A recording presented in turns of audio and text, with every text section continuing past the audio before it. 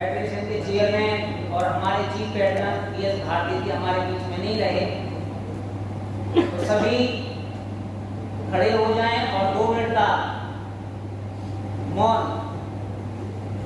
भारती जी के लिए यूज करेंगे।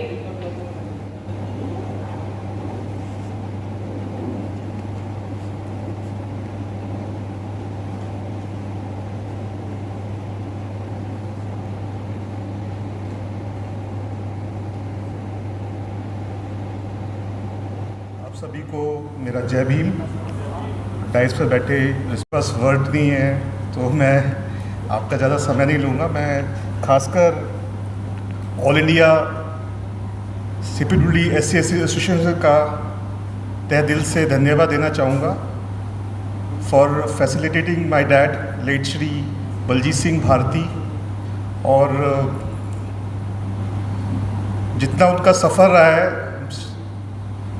He started his journey with CPWD in 1981 और उसी साल मेरा भी जन्म हुआ था।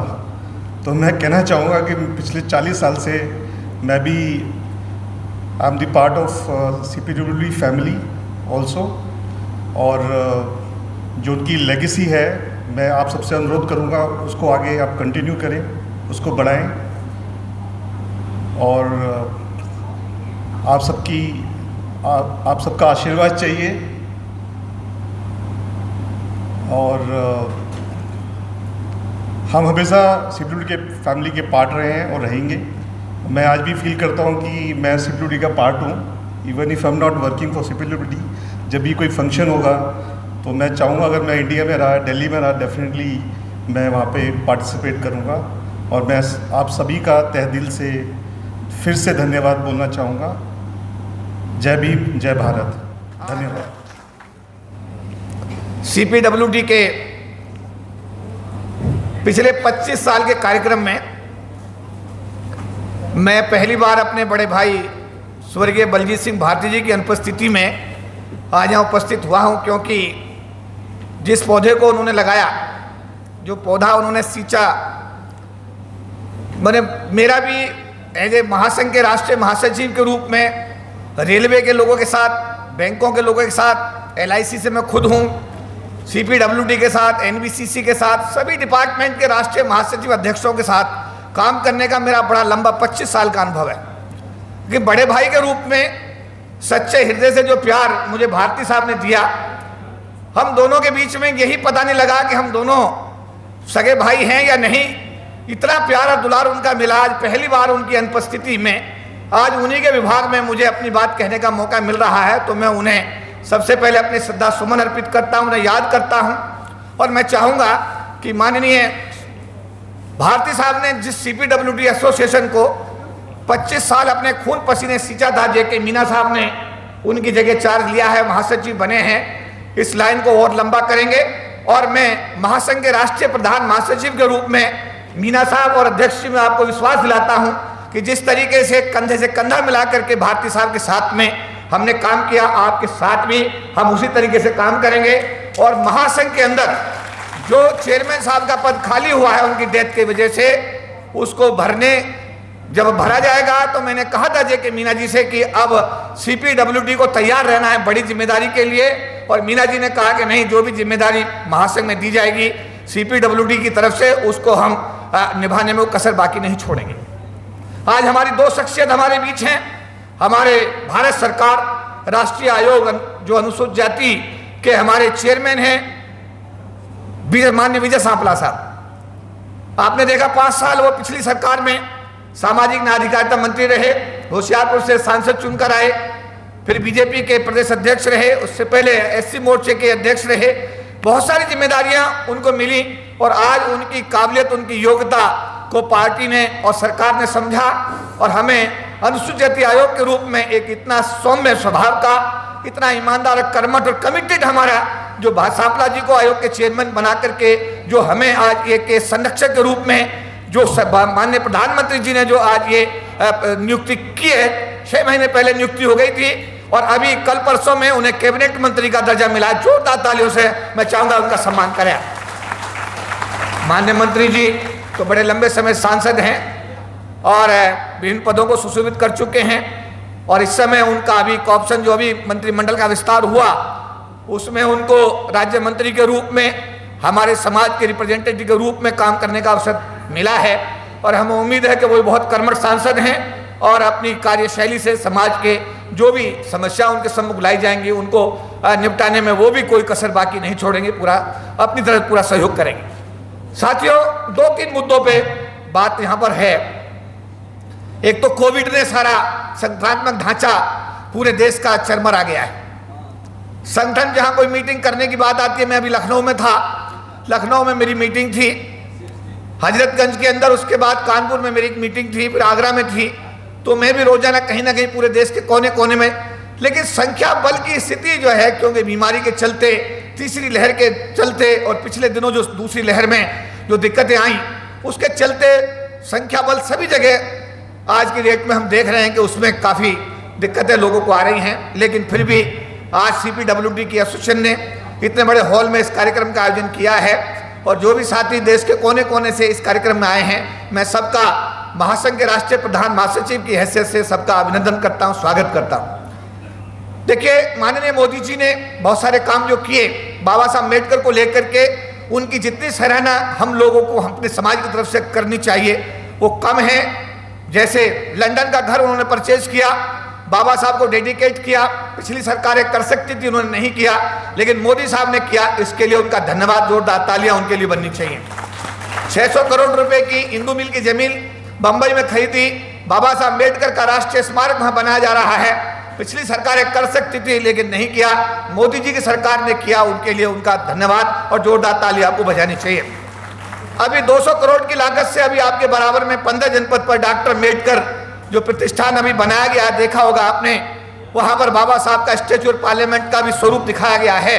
वो बाबा साहब के नाम पर बनाया गया है 15 जनपद पर और वो बाबा साहब को डेडिकेट किया गया। उसके लिए हमारी मोदी सरकार का बहुत बहुत धन्यवाद। 26 अलीपुर रोड पर जो आसपास के बंगले हम डिमांड कर रहे थे पहले, जब अटल बिहारी वाजपेयी साहब की सरकार थी, उस समय हमने कहा कि ये आसपास के बंगले परचेज करके स्मारक बड़ा होना चाहिए, लेकिन इस सरकार ने आसपास के बंगले परचेज किए, बड़ा स्मारक बनाया, 26 अलीपुर रोड पे बाबा साहब को डेडिकेट किया। इसके लिए सरकार का कोटि कोटि धन्यवाद। दीक्षा भूमि नागपुर के लिए जो सैंक्शन दिया गया पैसा रेनोवेशन के लिए, उसका धन्यवाद। और इस बीच में जो हमारे SC ST उद्योगपतियों को, उद्यमियों को, बेरोजगार बच्चों को रोजगार देने के लिए, उन्हें उद्योगपति बनाने के लिए एक डिपार्टमेंट बनाया गया, उसके अंदर फंड्स क्रिएट किए गए और उसके अंदर SME डिपार्टमेंट की स्थापना करके हमारे बच्चों को रोजगार देने की भी जो कोशिश की गई, उसके लिए उनका कोटि कोटि धन्यवाद। इसके बाद में अगर हम SC ST एट्रोसिटी एक्ट को अगर आज ना कहेंगे आपके सामने कि जब सरकार आई थी पहले टर्म में, हमने डिमांड भी नहीं की थी 15 में, लेकिन मोदी सरकार ने अपने आप ही उसमें अमेंडमेंट किए और उस एक्ट को बहुत मजबूत बना करके हमारे लिए वहां पर संसद में संविधान में संशोधन किए। लेकिन जब आपको याद होगा 2 अप्रैल 2018 को पूरा भारत जल रहा था और जब सुप्रीम कोर्ट के एक जज ने SC ST एट्रोसिटी एक्ट को डायल्यूट कर दिया था, उस समय हम सब लोग बड़े देश में पूरा आंदोलन हुआ, लेकिन मोदी सरकार ने फिर एक बार SC ST एट्रोसिटी एक्ट को संविधान में संशोधन करके पूरा प्रभावी बनाया और उसको क्रियान्वित करके एक नई मिसाल कायम करने का काम किया। जब यूनिवर्सिटी ग्रांट कमीशन में रिजर्वेशन खत्म कर रहा था सुप्रीम कोर्ट, तो हम सरकार से बात कर रहे थे कि साहब ये रिजर्वेशन कंटिन्यू होना चाहिए।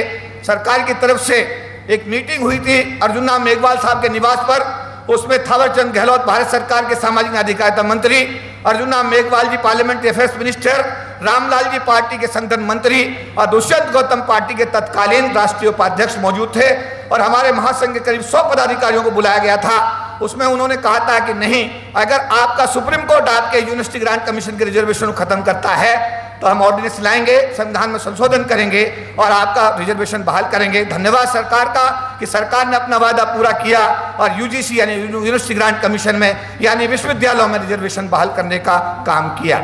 जो बच्चे हमारे जेल गए थे, अगर याद हो, हमारा जो सहारनपुर वाला कांड था, उस बैठक में ये भी चर्चा हुई, उन बच्चों के मुकदमे वापस लेकर के उनको जो है उनको राहत दी जाए। तो रामलाल जी जो संगठन मंत्री सरकार का उस समय रिप्रेजेंटेशन कर रहे थे, उन्होंने कहा नहीं, निश्चित रूप से हम इसको करेंगे, राज्य सरकारों से कह करके सब बच्चों के मुकदमे वापस कराएंगे।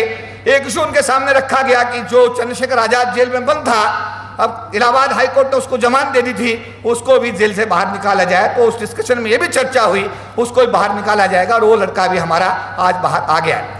ये चीजें जो नीतिगत मामलात में हम कहते हैं कि डॉक्टर अम्बेडकर को मानना बहुत अच्छी बात है, लेकिन डॉक्टर अम्बेडकर की बातें मानना भी इस समाज के उत्थान के लिए बहुत जरूरी है। उस समय सरकारें जो काम कर रही थी, राष्ट्रीयकरण का दौर था। आज सरकारें जो काम कर रही है, निजीकरण का दौर है। लेकिन निजी क्षेत्र की भी अगर हम बात करते हैं तो निजी क्षेत्र के अंदर सरकारी सस्ती जमीन का प्रयोग उद्योगपति करते हैं और सारा पैसा बैंकों का इस्तेमाल करते हैं। अगर सारा पैसा ही सरकार का है, सब संसाधन ही सरकार के हैं, तो निजी क्षेत्र में आरक्षण क्यों नहीं होना चाहिए। हमारा कहना है, माननीय प्रधानमंत्री जी वो बहुत ही इच्छा शक्ति के धनी हैं। उन्होंने एक झटके में नोटबंदी किया, जीएसटी लागू किया, आपने धारा 370 खत्म की, ऐसे ऐसे ऐतिहासिक निर्णय उन्होंने, 3 तलाक, बहुत सारी चीजें ऐसी की जो पिछली सरकारें कर सकती थी लेकिन नहीं किया, लेकिन उनमें इच्छा शक्ति है।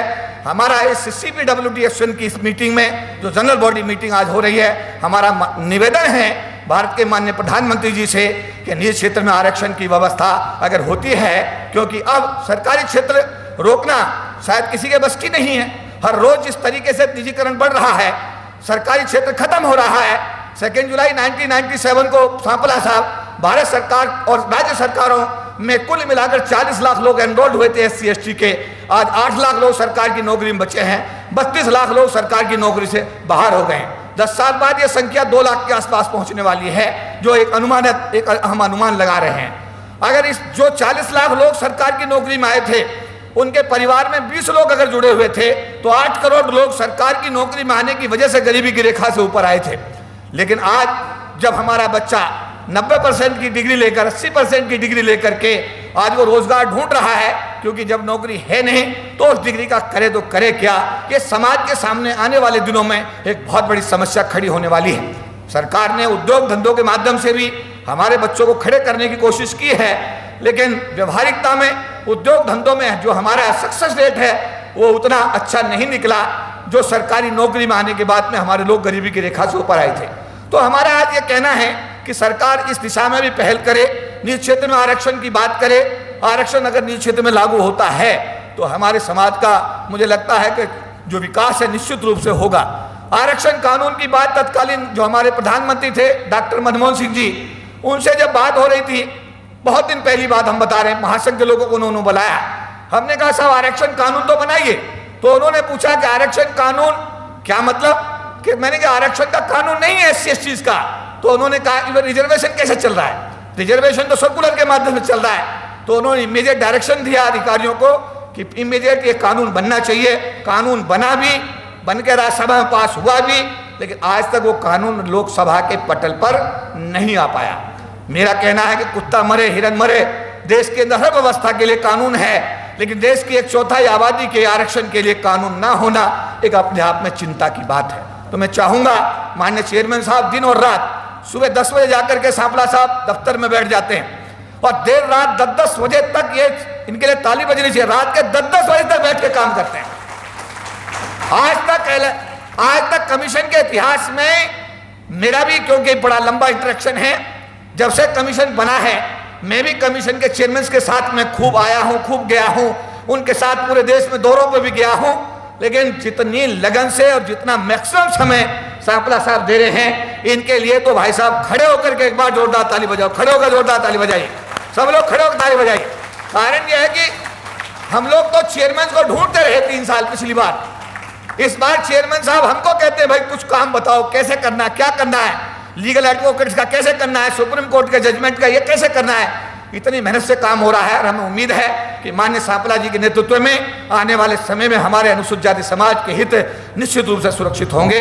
मैं एक बार उन्हें हमारे माननीय राज्य मंत्री जी का अभिनंदन करता हूं, माननीय सांपला जी का अभिनंदन करता हूं, और जो आज की बैठक में हमारे साथ आए हैं आप सबका आभार व्यक्त करता हूं, अभिनंदन करता हूं। और CPWD एसोसिएशन के अध्यक्ष महोदय और महासचिव महोदय को ऐसे दुर्गम समय में, जब तीसरी लहर की आंधी का जोर है, अमेरिका के अंदर आज भी पता लगा कि कई प्रांत के अंदर बहुत बुरी आंधी और बहुत बुरा हाल, वहां पर लोग मर रहे हैं, तो ऐसी स्थिति में भी हमारे इतने सारे लोग आज यहाँ पर उपस्थित हुए हैं।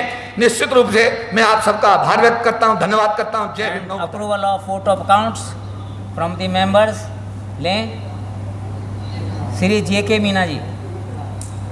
मंच पे विराजमान all India CPWD SC/ST SCN के प्रेसिडेंट MK महोबिया जी, मंच पे विराजमान रिटायर्ड ADG श्री MCT परेवा जी, Shri PR Meena ji retired IAS और अखिल भारतीय जनजाति विकास संघ के president, Shri Ravindra Kumar ji national convener और श्री अवधेश जी चीफ इंजीनियर ट्रेनिंग। इसके अलावा CEC के जितने भी हमारे ऑफिस बेरर हैं, प्लस दिल्ली और दिल्ली से बाहर जयपुर, जोधपुर, चंडीगढ़, जम्मू तक भी जो डेलीगेट्स 1-2 आए हैं, उन सभी का इस एनुअल जनरल बॉडी में मैं स्वागत करता हूँ। दोस्तों, ये एसोसिएशन वैसे तो बहुत पुरानी है, लेकिन देश के विभिन्न भागों में अलग अलग नामों से काम कर रही थी। कहीं कोई जूनियर इंजीनियर लेवल पे उसको संचालित कर रहे थे, तो कहीं ड्राफ्टमैन कर रहे थे, कहीं नॉन गजेटेड की थी, गजेटेड की थी। इसको 1997 में BS भारती जी, उन्होंने ऑल इंडिया CPWD SC/ST का बैनर दिया और पूरे भारत भर के जितने छोटे मोटे संगठन थे उनको एकत्रित किया। परंतु क्योंकि आज जनरल बॉडी 2019 के बाद में अब हो रही है, बीच में 2 साल जो कोरोना की वजह से कोई कार्यक्रम नहीं हो पा रहे थे, और बड़े दुख की बात सबसे ज़्यादा ये है कि हमारे बीच में BS भारती जी नहीं है। BS भारती जी ने इतने अथक प्रयास किए हैं। इसको 2019 में उनका रिटायरमेंट हुआ था 30 अप्रैल को, उसके बावजूद भी वो रिटायरमेंट के बाद में एज ए चीफ पैटर्न काम करते रहे। आज एसोसिएशन की वर्तमान जो आर्थिक स्थिति है, उन्हीं के अथक प्रयासों से इतनी मजबूत है कि जो हमारी कैडर की और बाकी जो एसोसिएशन है उनसे कहीं भी मतलब 19 साबित नहीं हो रही है। एसोसिएशन की पिछले 2 साल का वोट ऑफ अकाउंट है। 2019 में जो हमारा बैलेंस था और आज जो हमारा बैलेंस है 2 साल का, एक साथ 31 मार्च तक का ये बैलेंस हमारे पास में है। इसमें 55,10,459 ये 31 मार्च का बैलेंस है। इसके अलावा जो सबसे अच्छा और जिस पर गर्व किया जा सकता है, हमारी एसोसिएशन ने जो कोरोना में वर्किंग लोगों की जो डेथ हुई थी, वो चाहे किसी भी कैडर के हों, क्योंकि हमारी एसोसिएशन मल्टी कैडर है, उनके लिए सभी कर्मचारी, इंजीनियरों, अफसरों, रिटायर्ड वर्किंग से 38 लाख रुपए के लगभग डोनेशन इकट्ठा किया, और इनमें से 28 लोगों को हमने सिंगल डैश पे 1 लाख रुपए और डबल डैश पे 1.5 लाख रुपए का भुगतान कर दिया गया है। आज की तारीख में 11,19,000, ये 15,10,000 जो हमारा था 31 मार्च का था, और ये लगभग FD के रूप में ऑलरेडी बैंक में जमा है।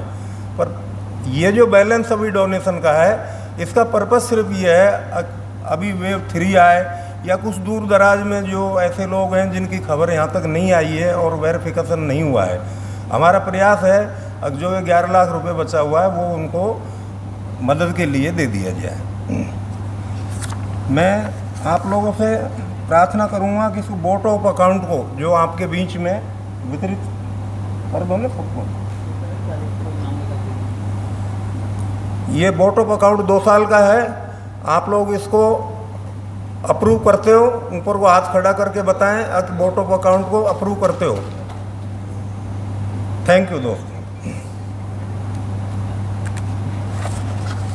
कोरोना की लिमिटेशन के कारण ये प्रोग्राम बहुत कम तादाद में, क्योंकि दिल्ली सरकार का भी अभी 100 लोगों से ज़्यादा इकट्ठा करने की इजाज़त नहीं है, इसी चक्कर में हमने तो बड़ा हॉल किया था, लेकिन बाहर से जिन जिन डेलीगेट से बात हुई थी तो उन्होंने अपनी आने में असमर्थता दिखाई थी, इसलिए इसको एनेक्सी क्लब में जो कि 130 के करीब स्ट्रेंथ है, पर अपन बड़े दुख की बात है कि हम दिल्ली में रहते हुए भी हम 130 चेयर को भी नहीं भर पा रहे हैं, ये काफ़ी अपने आप में दुख की बात है।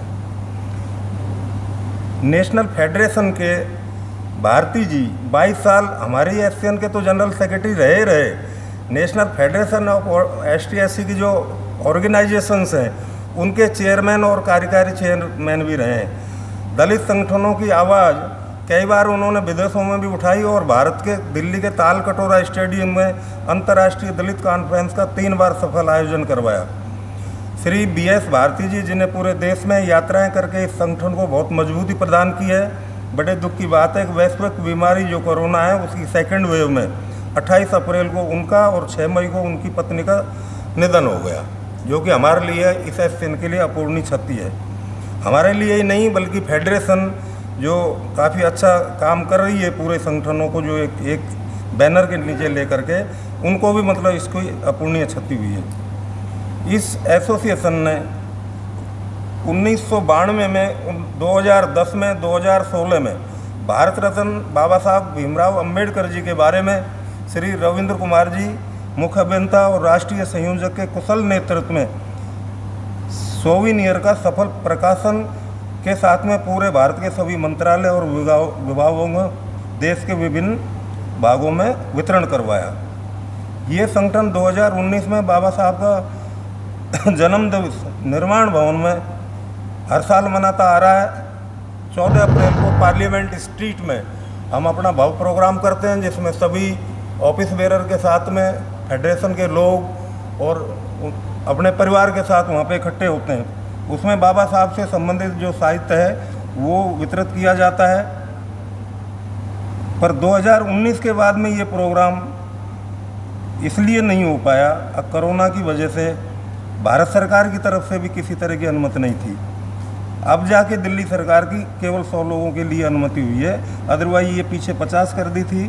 तो ऐसे में ये प्रोग्राम नहीं हो पा रहा था। जो प्रोग्राम 14 अप्रैल के बाद में पहला संडे पड़ता है हर साल, उसमें अपेक्स बॉडी की हमारी मीटिंग होती है और नेक्स्ट डे सोमवार को निर्माण भवन के ओपन प्रांगण में भव्य समारोह होता है। देश के विभिन्न भागों से पूरे डेलीगेट्स आते हैं, हजारों की संख्या में इकट्ठे होते हैं, जिसमें हमारे चीफ गेस्ट हमारे खुद के जो मिनिस्टर होते हैं कैबिनेट, उसके अलावा दोनों जो हमारे SC/ST के आयोग हैं उनके चेयरमैन भी कभी नहीं होते हैं तो वाइस चेयरमैन भी और मेंबर भी उपस्थित होते हैं। DG साहब उसको चेयर करते हैं, लगभग 4 घंटा वो डायस पे रहते हैं। इस संगठन की SCN की तरह सन 2019 से लगातार हम डायरियाँ छापते आ रहे हैं। हालांकि कैलेंडर हम 2009 से छापते आ रहे हैं। अभी भी कोरोना के इस संकट में भी हमने लगातार 3 साल से डायरियाँ छापी हुई हैं। इस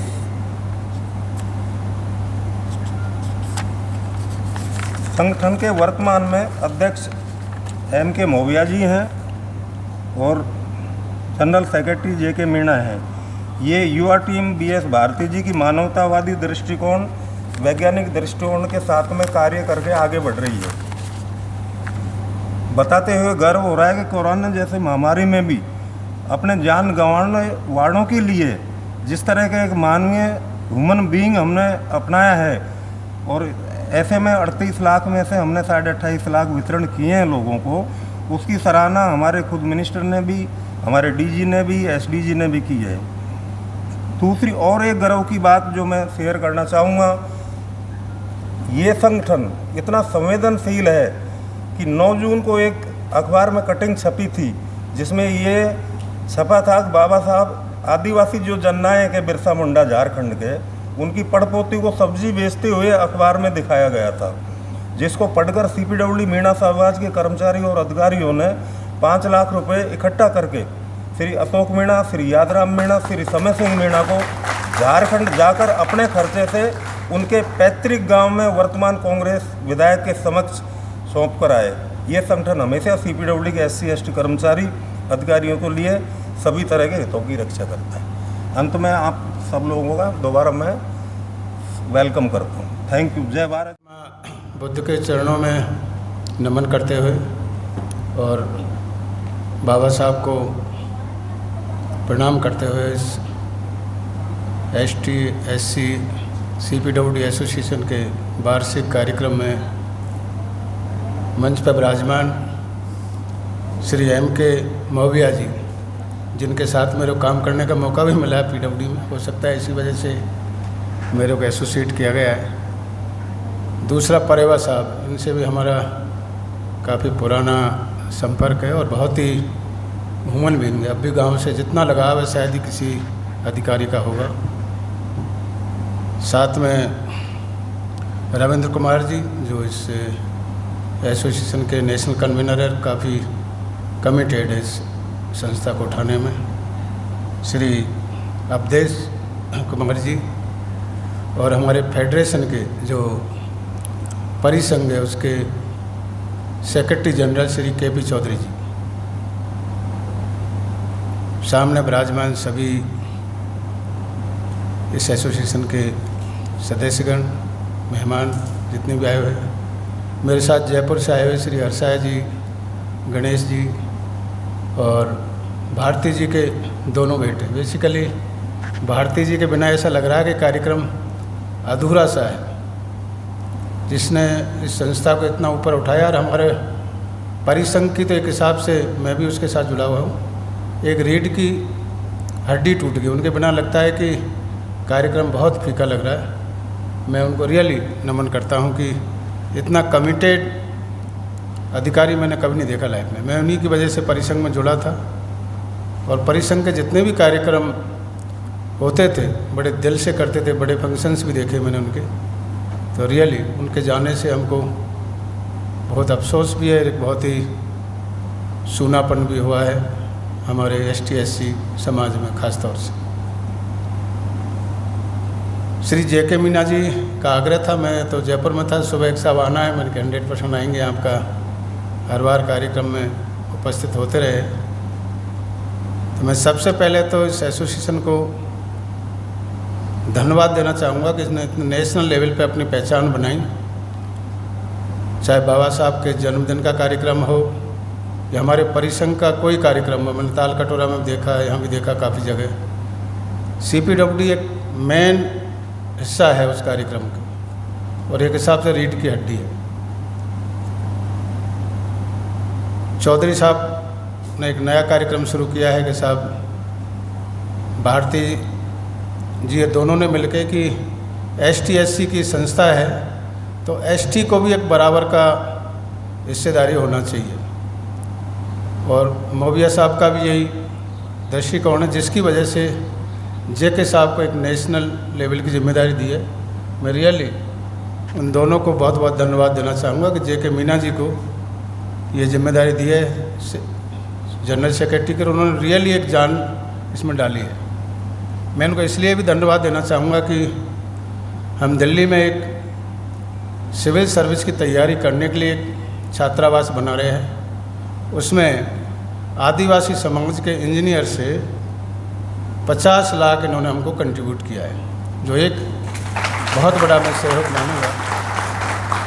साथ के साथ इन्होंने अभी बिरसा मुंडा जी का जिक्र किया है। बिरसा मुंडा जी की पौत्री, जो केवल अखबार में हमने पढ़ा था कि सब्जी बेचती हुई अपनी जीविका कमा रही थी, उसको हमारे कुछ साथियों ने उनकी जन्मस्थली पर जाकर के और 5 लाख का सहयोग दिया। हमारे आदिवासी समाज के सभी इंजीनियर्स के लिए मैं बहुत बहुत धन्यवाद देना चाहूँगा इस कार्य के लिए। डॉक्टर किरोड़ी लाल जी आज आए नहीं शायद इस कार्यक्रम में, उनकी तरफ से भी 1 लाख का कंट्रीब्यूशन उस बच्चे के लिए दिया गया था और बाकी जितने भी हमारे कुछ मेंबर ऑफ पार्लियामेंट, कुछ संस्थाओं ने उसमें सहयोग दिया था। मेरा कहने का तात्पर्य है कि आपकी इस एक्टिविटी के अलावा इस तरह का जो आपने बीड़ा उठाया है कि कोविड-19 के दौरान जो कैजुअल्टीज़ हुई है वहाँ आपने 28 लाख उस फैमिली को सपोर्ट किया, ये बहुत ही अपने आप में एग्जाम्पल है। मैं बाकी जो भी संस्थाएं उनसे भी अनुरोध करना चाहूँगा कि इस तरह के पहल करें, जिससे कि उसका भरपाई तो हम नहीं कर सकते लेकिन फैमिली को सपोर्ट ज़रूर कर सकते हैं। चौधरी साहब ने एक नया मिशन लिया है, हम उसमें ज़रूर भागीदारी निभाना चाहेंगे कि SC के जो बच्चे जो बेचारे गांव में रहते हैं सिविल सर्विस की तैयारी करने में, क्योंकि आज की डेट में दिल्ली एक हिसाब से हब हो चुका है कंपटीशन की तैयारी करने का, एजुकेशन का, पूरी फैकल्टीज यहाँ अवेलेबल है। किसी ज़माने में इलाहाबाद, चंडीगढ़ या दूसरे शहर पटना वगैरह थे, आज की डेट में पूरा का पूरा सिमट के दिल्ली में आ गया है। तो जो गरीब बच्चे, प्रतिभावान बच्चे, जो माँ बाप अपना खर्चा नहीं उठा पाते, 5-6 लाख कम से कम खर्चा आता है, उसके लिए इन्होंने बीड़ा उठाया और ये मेरे हिसाब से एक ट्रस्ट के रूप में उसको रजिस्टर करा रहे हैं। और जो हमने किया है आदिवासी समाज के लिए कर रहे हैं, उसी पैटर्न पे आप एससी समाज के लिए एक छात्रावास बनाने का संकल्प लिया है, शुरुआत भी की है इन्होंने। तो मैं इसके लिए चौधरी साहब को और उनकी टीम को बहुत बहुत बधाई देना चाहूँगा कि उन्होंने रियली एक बहुत ही रिमार्केबल काम किया है। साथ के साथ जितने भी हमारे इंजीनियर्स हैं, बेसिकली CPWD तो ऑल इंडिया नेटवर्क है आपका, आप जो पहल कर रहे हैं, मेरे हिसाब से सबसे बड़ी पहल है, अभी परेवा जी से भी बात हो रही थी, कि जब तक हमारा बैकलॉग नहीं भरता है, जब तक नई भर्ती, वैसे तो सरकारी सर्विसेज ज़्यादातर तो ख़त्म होती जा रही है, लेकिन जब तक सरकारी भर्ती की कोई विज्ञापन नहीं हो, जब तक कि बैकलॉग नहीं भर दिया जाए, जब तक बैकलॉग नहीं भरा, जब तक एक क्रीमी लेयर का पता नहीं क्या क्या कॉन्सेप्ट नए नए आ रहे हैं, ये बिल्कुल भी अलाउ नहीं होने चाहिए। और हम सब लोगों को एकजुट होकर के, पिछले दिनों काफ़ी इस मामले में पहल भी की गई थी, सुप्रीम कोर्ट में इसके लिए SLP भी डाली गई थी। आज हमारे चेयरमैन भी आ रहे हैं SC कमीशन के, जो एक हिसाब से कस्टोडियन है हमारे समाज के, ST के भी चेयरमैन को शायद आमंत्रित किया है, और हमारे जो मिनिस्टर है वो भी आ रहे हैं। तो बहुत एक अहम मुद्दा ये रहेगा कि ऐसे मुद्दों पे ज़रूर, जो पिछले कोविड के दौरान में जितने भी सुप्रीम कोर्ट के या अदर कोर्ट्स के जजमेंट्स आए, वो बड़े खतरनाक जजमेंट्स थे, उन सबको सरकार के संज्ञान में लाए और उनको दोबारा या तो अमेंडमेंट के थ्रू या ऑर्डिनेंस के थ्रू, अगर सेशन नहीं है तो ऑर्डिनेंस के थ्रू उनको ज़रूर वो जजमेंट्स को रिवर्ट करवाए। अदरवाइज तो बहुत बड़ा नुकसान आपके समाज को होना प्रारंभ हो चुका है, ऑलमोस्ट काफ़ी हो चुका है। मैं इस अवसर पर आप लोगों ने मेरे को आमंत्रित किया है, मैं रियली आपकी JK मीना जी महोबिया साहब की तमाम टीम को बहुत बहुत धन्यवाद देना चाहूँगा। साथ के साथ जिस स्पिरिट से आप काम कर रहे हैं, मेरा तरफ से पूरी आप लोगों के साथ में कमिटमेंट है कि हम सब दोनों समाज कंधे से कंधा मिला के चले। केवल संगठन में जैसे नहीं है कि नाम का ST/SC हो गया और उसमें ST का प्रतिनिधित्व नहीं है। तो आपने जो शुरुआत की है JK मीना जी को लेकर कि बराबर की जिम्मेदारी दोनों समाजों को दे, जिससे हम आगे OBC को जोड़ सकें, माइनॉरिटी को जोड़ सकें। ST/SC OBC माइनॉरिटी 85-80% के आसपास होते हैं, लेकिन हम दूसरों के रहमो कर्मों पर निर्भर रहते हैं।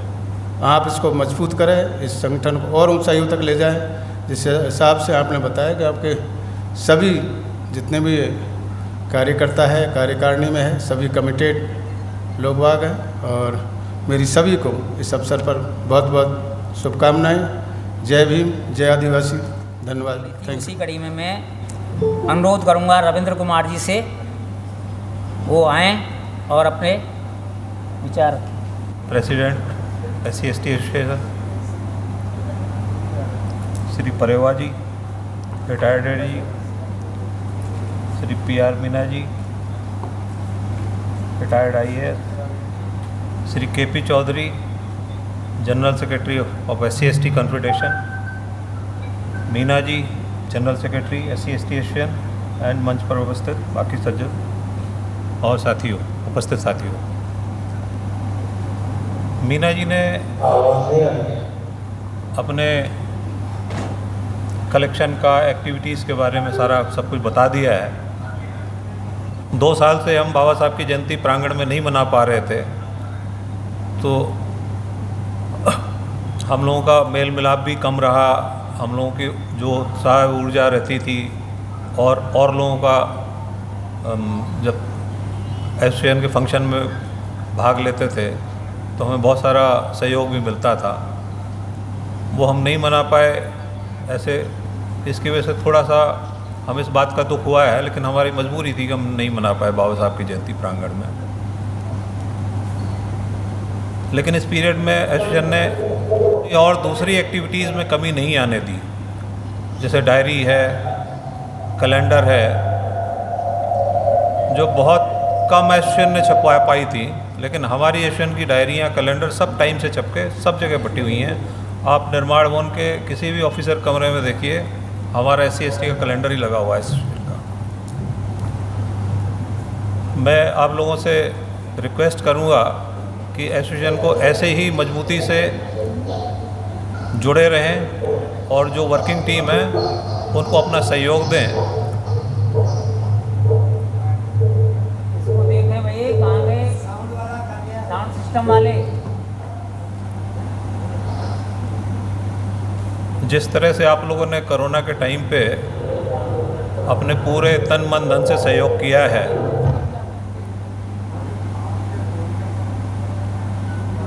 ऐसे ही आप लोगों से उम्मीद करते हैं कि आगे भी जब भी ऐसी विपदा आए समाज के लोगों के लिए, तो अब इस तरह से मदद करते रहें। हम लोग अपने लिए तो सब करते ही करते हैं, लेकिन हमारे पीछे जो समाज है उसको ज़रूर देखना है। हमारी अपनी नौकरी, अपने प्रमोशन तो ठीक है, अपनी जगह हैं, हम उसके लिए इकट्ठे हुए हैं और एसोसिएशन भी बनाई है, लेकिन हमारा दायित्व वहीं तक नहीं है। जहाँ तक हो सके हमें पीछे वाले समाज को भी ध्यान दें, जैसे अभी किया है, अभी हमने इस वाले लेवल पे किया है। अदरवाइज़ कभी उस तरह की चीज़ हो जाए, जैसे मीना जी ने बताया कि वहाँ पे बिरसा मुंडा, भगवान बिरसा मुंडा के परिवार में कुछ लोग आर्थिक स्थिति खराब होने की वजह से बुरे हालात में आ गए थे, तो उनको मदद करके आगे बढ़ाया। तो इस तरह के आइसोलेटेड इंसिडेंट कभी हों तो हम लोगों के इकट्ठे होकर सामने आना है। ये परंपरा जारी रहनी चाहिए और आप लोगों से फिर उम्मीद करता हूँ, आप लोगों से रिक्वेस्ट करता हूँ कि एसोसिएशन की जो भी टीम है उसके कार्य में अपना सहयोग दें और एसोसिएशन की एक्टिविटी को आगे बढ़ाएं। बाकी सभी को यहाँ पधारने के लिए, मेरे वक्तव्य सुनने के लिए धन्यवाद। आपने मुझे अवसर दिया यहाँ कुछ बोलने का। आज के अपने AGM में उपस्थित प्रेसिडेंट MK महोबिया जी, general secretary JK Meena ji, convener Shri Ravindra Kumar ji और SC/ST फेडरेशन के जनरल सेक्रेटरी चौधरी जी और retired IAS Shri PR Meena साहब, अवधेश कुमार जी और यहाँ कार्यकारिणी के सभी सदस्यगण और यहाँ उपस्थित फिजिकली और ऑनलाइन सभी को नमो बुद्धाय, जय भीम। आज का अवसर हम खाली खाली भी थोड़ा महसूस कर रहे हैं भारती जी की वजह से, किंतु हम उम्मीद करते हैं कि उन्होंने अपनी इस एसोसिएशन को जिस मुकाम तक पहुंचाया है उसको थोड़ी सी मेहनत से ही आगे हम ले जा सकते हैं। इसमें कोई डाउट नहीं है, कोई ज़्यादा मेहनत करने की ज़रूरत नहीं है। वो इस मुकाम पे ला चुके हैं इसको। उनका चित्र भी फूलों से जो उनको श्रद्धांजलि दी गई है, ये भी एक हर्ष का विषय है कि ऐसे एक तरह से महात्मा आदमी का याद करना भी बहुत बहुत उचित है। इसके लिए मैं व्यक्तिगत तौर पे भी एसोसिएशन का बहुत बहुत धन्यवाद करता हूँ कि आपने ऐसा स्टेप उठाया। ज़्यादा कुछ बोलने के लिए नहीं है आज, क्योंकि एक तो ऑनलाइन का इशू है, फिर दूसरा प्रोग्राम भी चलना है।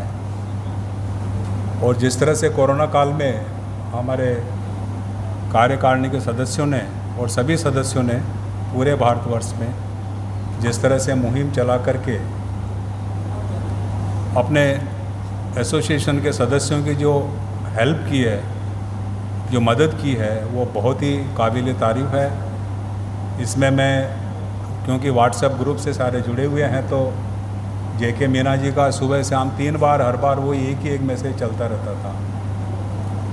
और ये वो उससे मोटिवेट भी होते थे। कई लोग मेरे जैसा 1 महीने में 1 बार देखता है या कभी कभी देखता है, तो उसको, या किसी का सुबह का टाइम होता है देखने का, किसी का दोपहर का टाइम होता है, तो देख लेते थे। और इस तरह से काफ़ी, और इनके सारे पदाधिकारीगण आपस में व्यक्तिगत भी बात कर रहे थे।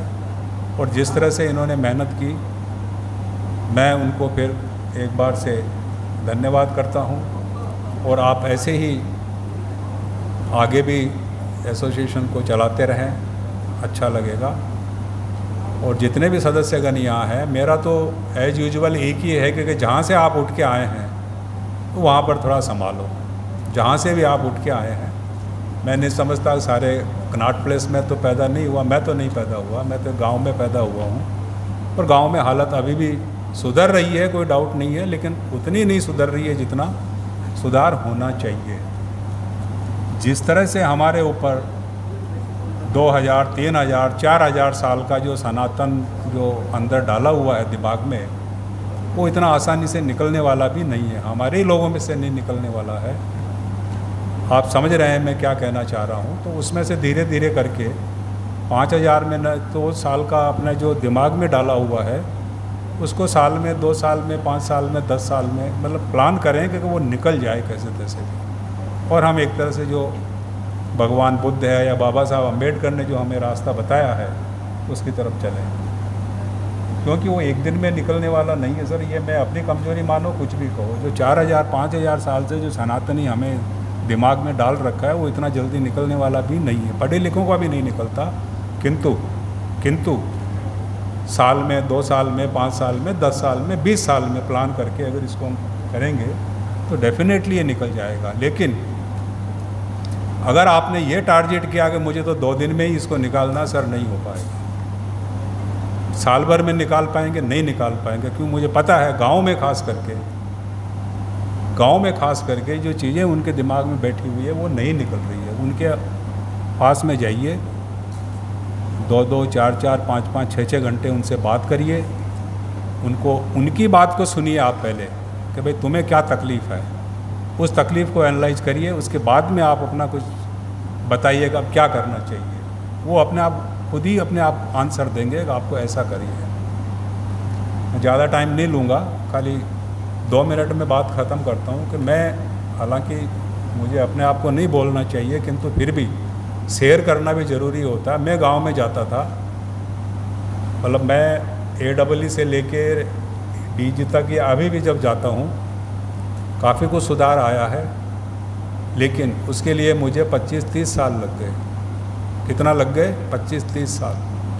लेकिन मैंने हड़बड़ी नहीं करी, उनकी बातों को सुना, उनके साथ साथ मैंने भी पूजा की मंदिर में, शुरू में बहुत पूजा की उनके साथ में, किंतु धीरे धीरे उनको महत्व समझाया कि भाई इस पूजा से मिल क्या रहा है। और उसके साथ में बच्चों के स्कूल का, एजुकेशन का कार्यक्रम, सामाजिक कुरीतियाँ हैं, उनको धीरे धीरे एक मृत्यु भोज को लेके काफ़ी चर्चाएं होती है। व्हाट्सएप में भी देखा होगा, टाइम है ना पहुँचा?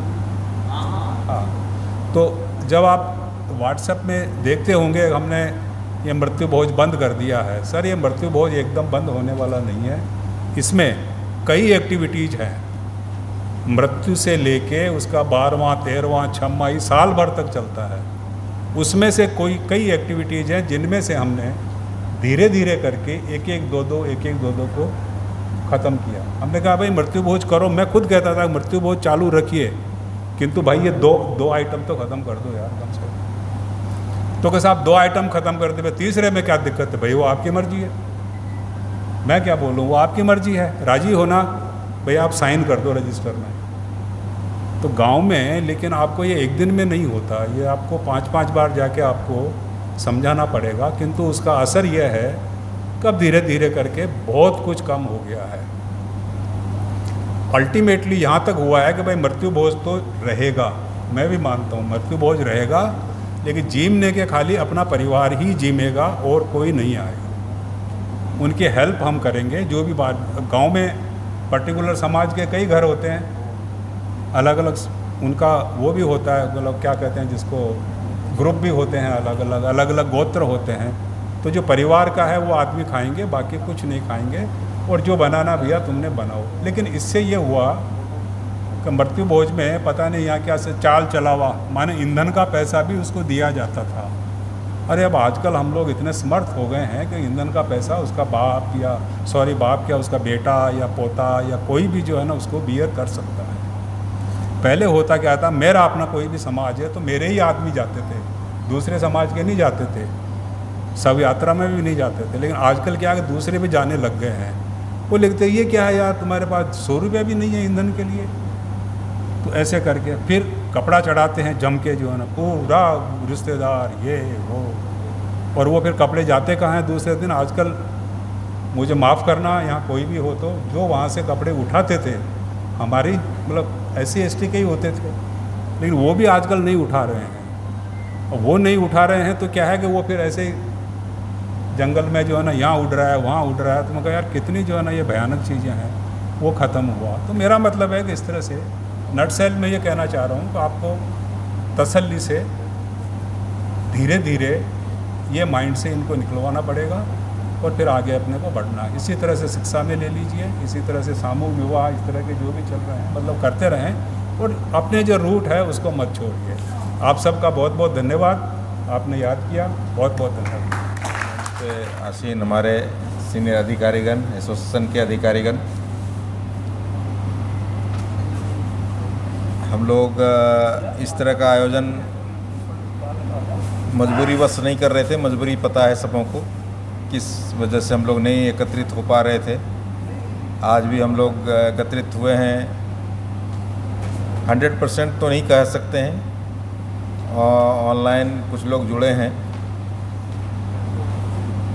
तो इसी तरह से हमें फिर से शुरुआत करनी पड़ेगी। जिस जोश खरोश के साथ बाबा साहब का हम लोग वार्षिक उत्सव करते थे, उस तरह से हम लोग फिर शुरुआत करेंगे। इस कोरोना काल में इस एसोसिएशन द्वारा काफ़ी सराहनीय कार्य किया गया। काफ़ी लोगों ने सहयोग किया। उस सहयोग से जो पीड़ित परिवार था उनको सहयोग पहुंचाया गया। एक नया इनिशिएटिव था, क्योंकि सिचुएशन ही कुछ एक्स्ट्राऑर्डिनरी था। ये किसी ने नहीं सोचा था कि इस तरह की आपदा आएगी और लोग इतने लोग जीवन को खो देंगे। ऐसे ही हमारे समाज से लोग जो हैं काफ़ी आर्थिक रूप से सबल तो नहीं कहेंगे, कमज़ोर रहते ही हैं, तो उनको सहायता की आवश्यकता थी। और हमारे एसोसिएशन ने जो किया रियली काफ़ी अच्छा रहा।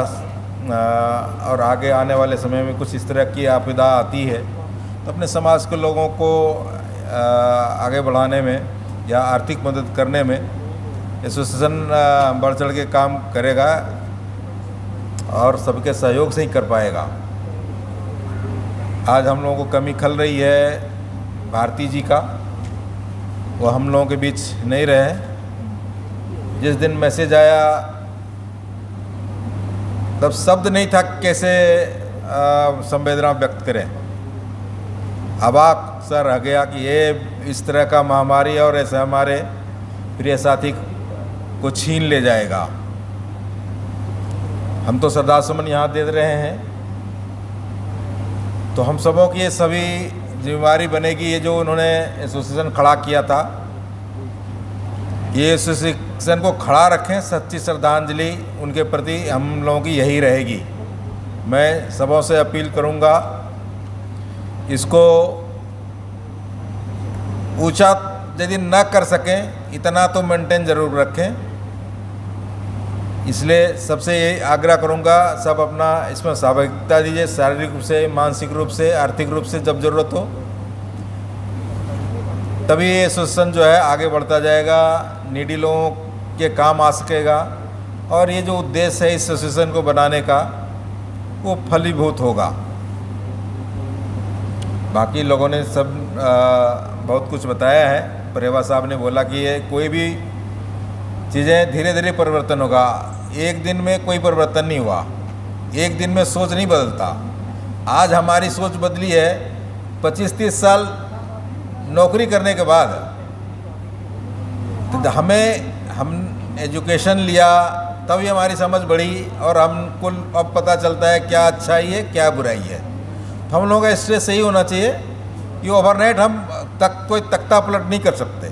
जब तक हम समाज में शिक्षा का विकास नीचे लेवल तक नहीं पहुंचाएंगे, तो हमारी कोशिश होनी चाहिए कि जो हम लोग बाहर आ गए या शिक्षित हो लिए किसी पद पे आ गए, हमारी जिम्मेदारी बनती है कि उन जो पीछे छूट गए गांव में ज़रूर जाएं, कुछ समय बिताएं, उनके लिए कुछ सोचें। जो भी आपके मन में अच्छा लगता है वो करने की कोशिश करें।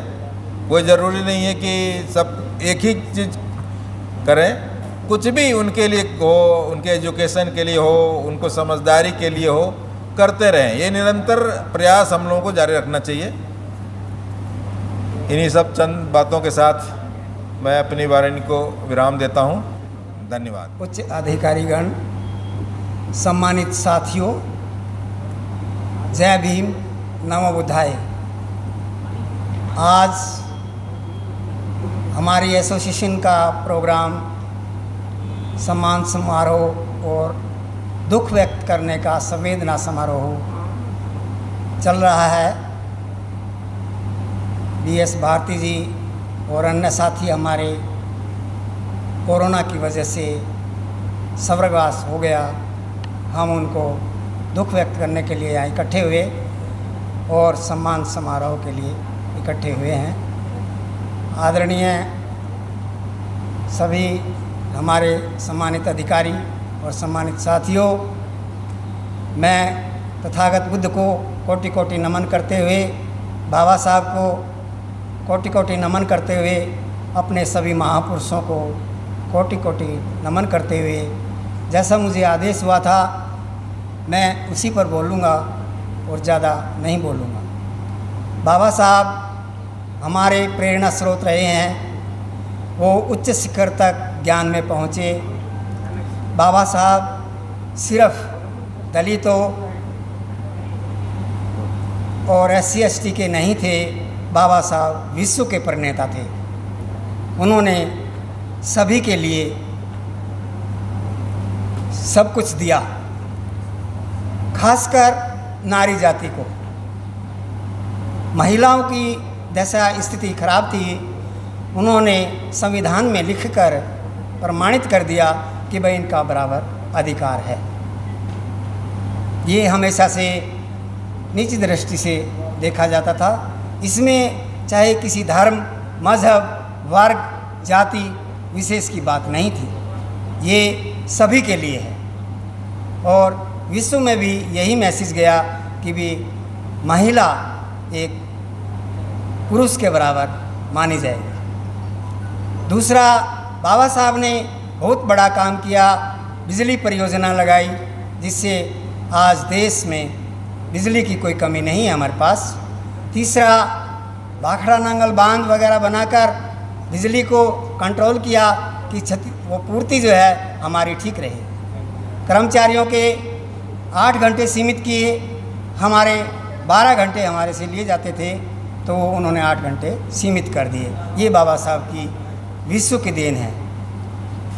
इसलिए बाबा साहब ने बड़ौदा सेंट्रल बैंक की स्थापना की, जिससे देश वित्त विभाग बनाया, जिससे हमारा देश आर्थिक स्थिति से मजबूत रहे।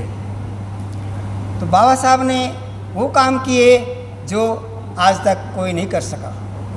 परंतु दुख की बात है, भारत ने उनको सम्मान नहीं दिया।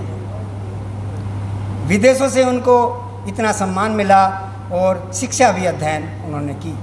3 मंत्र बाबा साहब ने दिए थे, शिक्षा, संगठन और संघर्ष, जिस पर आज हम चल रहे हैं। हमारी एसोसिएशन भी चल रही है शिक्षा से और संगठन से और संघर्ष से। हम संघर्ष करते आए हैं तो संघर्ष करते रहेंगे अपने अधिकारों के लिए। क्यों हमारे अधिकार सब छीन लिए गए हैं, निजीकरण कर दिया गया है और हमारा आरक्षण स्वयमेव खत्म हो गया है। तो बाबा साहब पर इतना ही, आगे क्षमा करें। तथागत बुद्ध हमारे प्रेरणा स्रोत ज्योतिबा फुले कबीर साहब रहे हैं बाबा साहब के। तो सर्वप्रथम तथागत बुद्ध हमारे विश्व शांति के प्रतीक रहे हैं। मैं उन पर भी कहना चाहूँगा, तथागत बुद्ध ने विश्व को शांति दी। यहाँ परमाणु एटम बम और युद्ध का माहौल बना हुआ था। यज्ञ, हवन, बलि, यहाँ पर हजारों बीमारियाँ समाज में पैदा हो गई थी, जिसको बड़े बड़े महापुरुष, बड़े बड़े भगवान ख़त्म नहीं कर पाए। और आज तक उसके पीछे, अंधविश्वास के पीछे लगे हुए हैं, जैसे सती प्रथा, बाल विवाह और अन्य समस्याएं, दहेज प्रथा, काफ़ी समस्याएं हैं जो वो ख़त्म नहीं हो पा रही हैं। तो तथागत बुद्ध ने सबका विरोध किया, आत्मा परमात्मा, स्वर्ग नरक और सभी का विरोध। बहुत धन्यवाद। आज CPWD की एक जनरल काउंसिल की मीटिंग, जनरल बॉडी की मीटिंग हो रही है और उसमें आप सबका दर्शन करने का सौभाग्य प्राप्त हुआ। और आज जिनके माध्यम से आप सबके दर्शन करने का मौका मिला, उनके विशेष रूप से मैं अध्यक्ष श्री MK मौबिया जी और उनके general secretary JK Meena ji और बहुत ही सत्कार भारत सरकार के हमारे राज्य मंत्री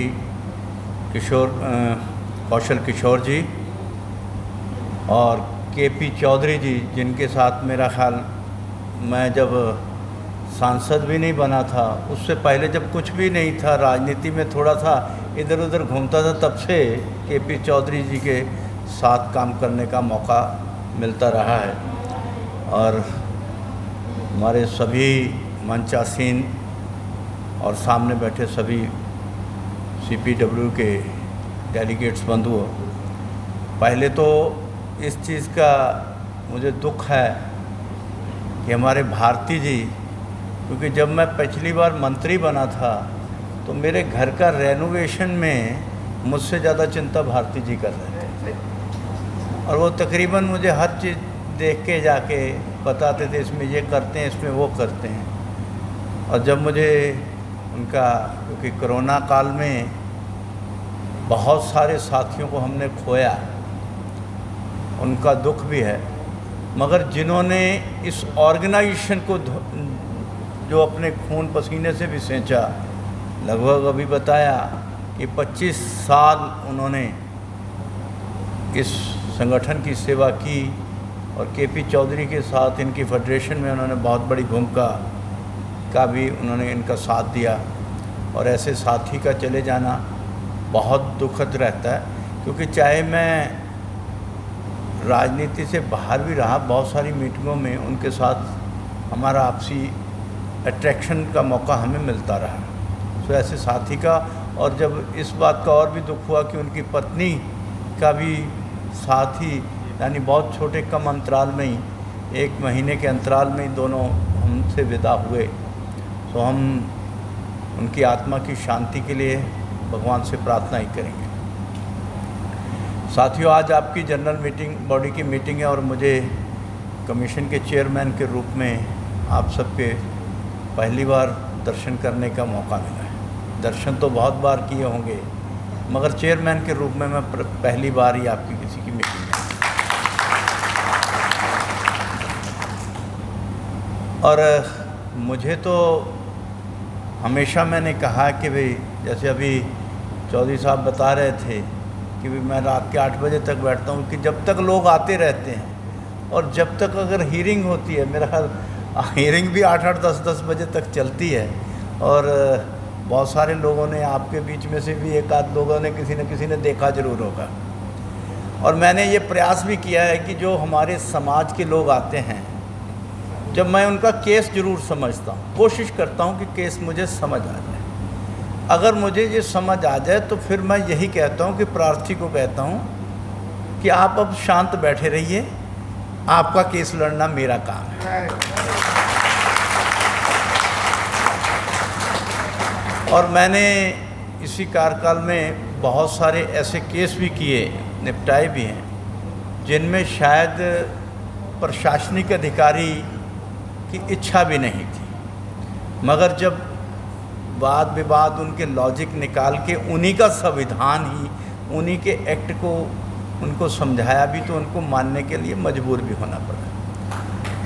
मगर यहाँ पर ऐसे भी केस मेरे पास आए हैं जिनका कुछ बनता नहीं था मगर केस था।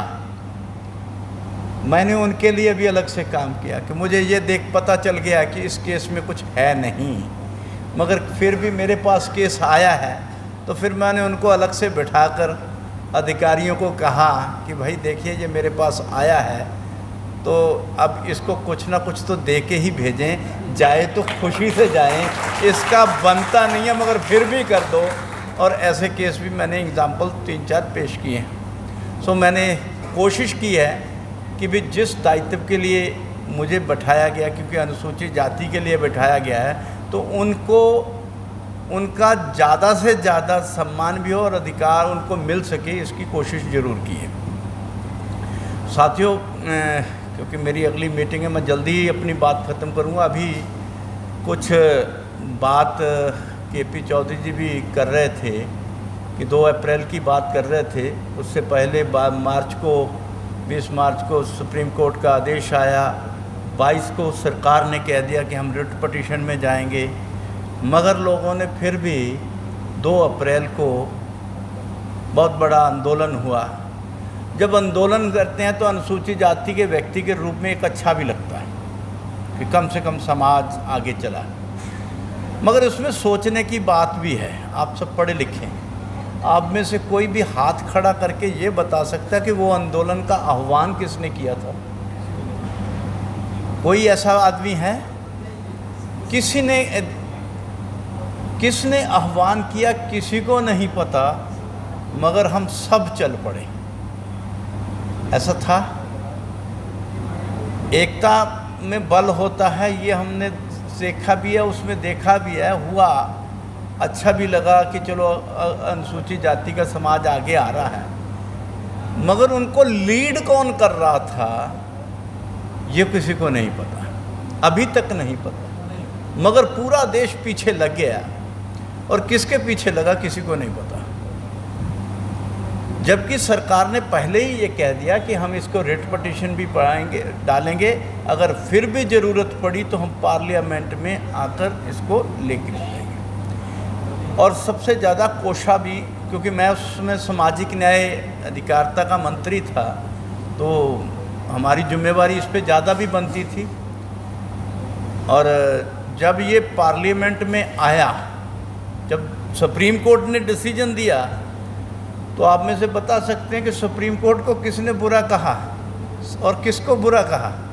सुप्रीम कोर्ट को किसी ने नहीं कहा। किसको कहा? बस सरकार को कहा, मोदी जी को कहा, किसको भी कहा। यानी मेरा मतलब सरकार को, प्रधानमंत्री जी को बहुत कुछ कहा। मगर जब उन्होंने पार्लियामेंट में एक्ट बना दिया, तो ऐसा भी कोई हाथ खड़ा करके कह सकते हैं कि हमारी ऑर्गेनाइजेशन पूरी सड़कों में प्रधानमंत्री जी का धन्यवाद करने के लिए उतरी थी? नहीं थी। कारण ये समझने की ज़रूरत है। आज हम इसलिए हम चाहते हैं कि हमारा अधिकार हमें मिले, मगर देगा कौन, उसका धन्यवाद करना नहीं जानते। और जब धन्यवाद नहीं करते तो उनको बोलते कि करेंगे किसके लिए, काम करें तो किसके लिए, ये भी एक मन में जरूर आता है। और मैं तो जिस संस्कृति में हम पले बड़े हैं, हम जिससे भी कुछ लेते हैं उसको हम उसका सम्मान करते हैं, उसको देवी देवताओं की संज्ञा देते हैं। पवन देवता, अग्नि देवता, सूर्य देवता, जल देवता, जिनका हमारी ज़िंदगी के ऊपर प्रभाव है। हम जो पीपल को पूजते हैं, क्यों पूजते हैं? कि वो 24 घंटे हमें ऑक्सीजन देता है। तब अनपढ़ता थी तो किसी को समझ में नहीं आता था क्या, तब उनको कह दिया ये ब्रह्मा विष्णु महेश भी वाली त्रिवेणी भी लगा दो, क्योंकि नीम और बड़ का पेड़ ये ऑक्सीजन देते हैं। तो मतलब जिससे कुछ लेते हैं उसका सम्मान करना भी हमारी संस्कृति का हिस्सा है।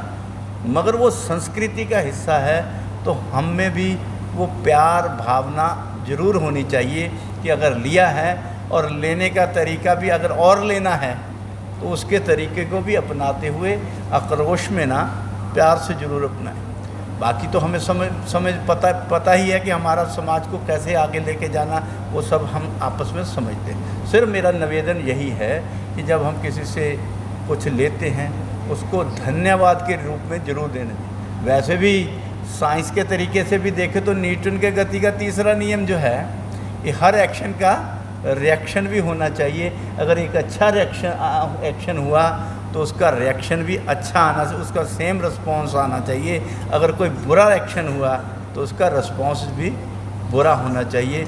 मगर यहाँ अच्छे का रिस्पॉन्स अच्छा नहीं था, इसके लिए मैं ज़रूर निवेदन करूँगा कि भविष्य में अगर और करवाना है, नहीं तो देने वाले के मन भी आए, जिसको दिया उसको उसकी अहमियत नहीं पता तो फिर देंगे किसको। सो मेरा ये ज़रूर थोड़ा सा निवेदन था, वो भी मैंने ये बात अभी आज के इस मन नहीं करनी थी, मगर क्योंकि केपी चौधरी जी ने उस प्रसंग को भी छेड़ा था तो मेरे मन में कई बार, क्योंकि यहाँ पर सभी हम अपने समाज के लोग बैठे हैं और जब अपने समाज के लोग बैठे हैं तो इस बात को उस कहने में कोई हर्ज नहीं होना चाहिए।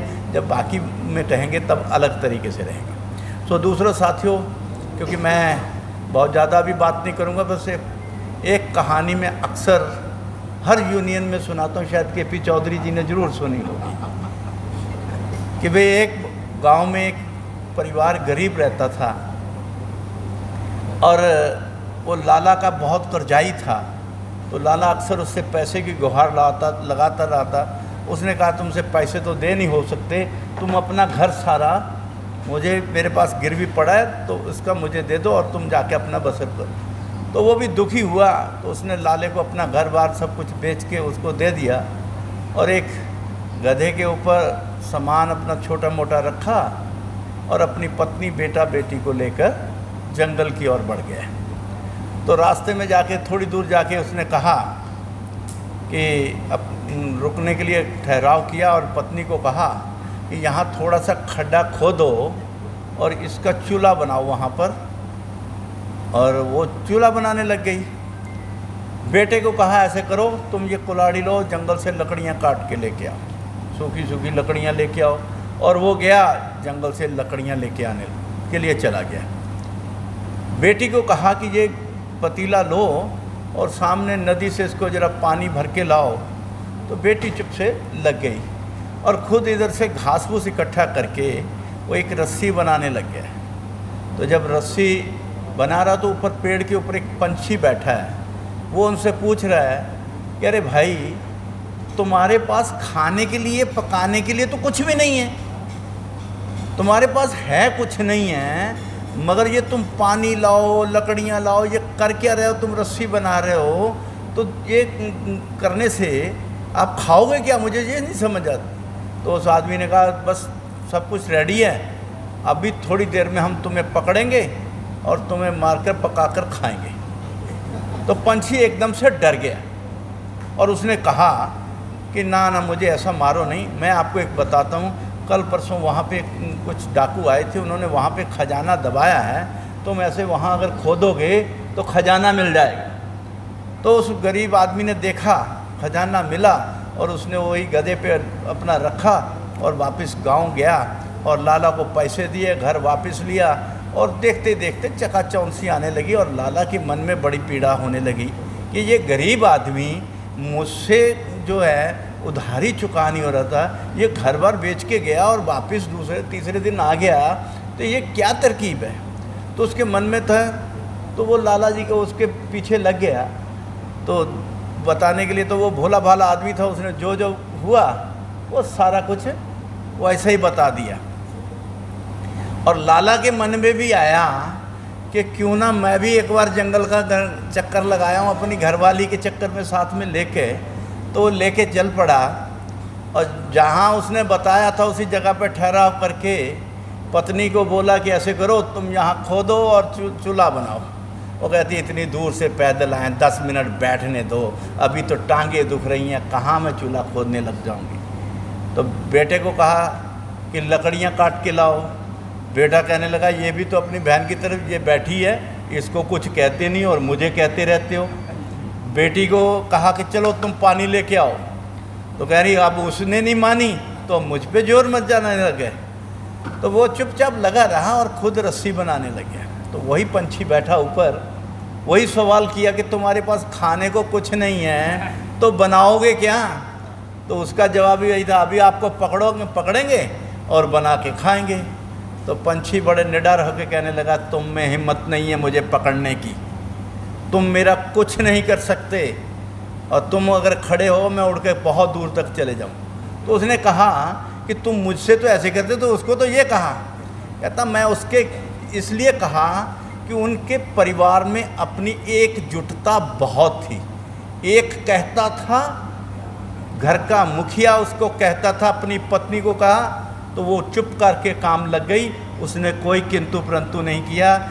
बेटे को जो काम किया वो अपने काम में मगन था, बेटी भी लग गई। और मुझे उनके इत्तेफाक को, उनकी एकता को देख के डर था कि अगर मैं यहाँ से उड़ भी गया तो ये जंगल में कहीं ना कहीं मुझे पकड़ ही लगें, क्योंकि इनकी एकता के आगे मेरी उड़ान भी बहुत नीची रह जाएगी। मगर आप में एकता नहीं है, इसलिए आप मुझे कभी पकड़ ही नहीं सकते।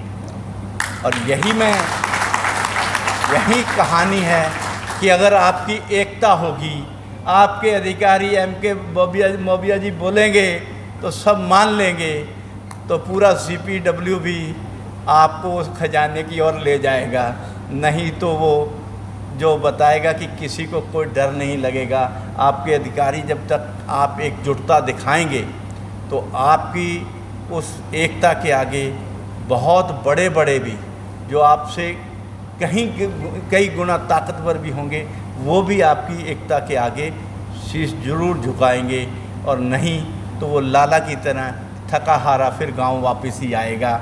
और इसलिए मैं ज़रूर कहूँगा कि नहीं तो हमने प्राइमरी में कहानी भी पढ़ी थी कि दो बिल्लियाँ लड़ रही थी, तो रोटी कौन खा गया था?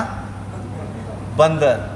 यानी दो आपस में तो लड़ते रहे, और जाते वक्त क्या कहा? रोटी पूरी खा गया।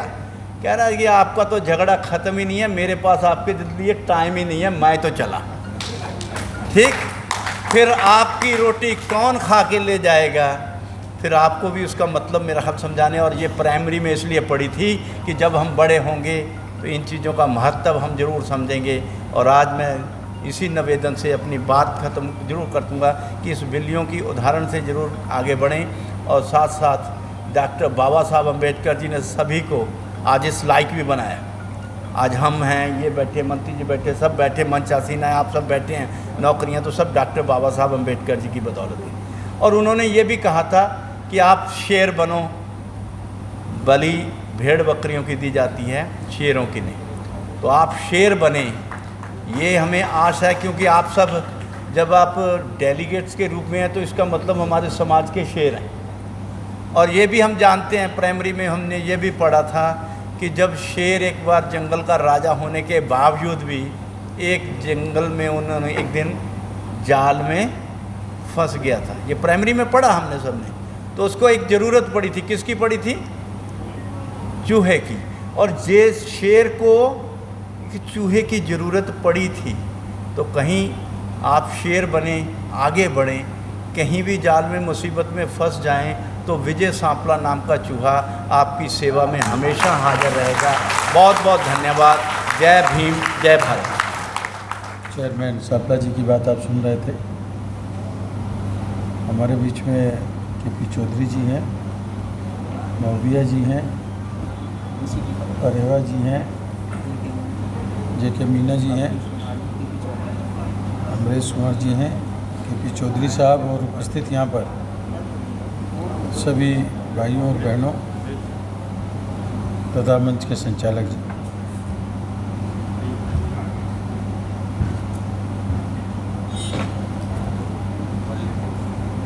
सभी लोग आप आज का all India CPWD SC/ST association के द्वारा आपने एक कार्यक्रम रखा है।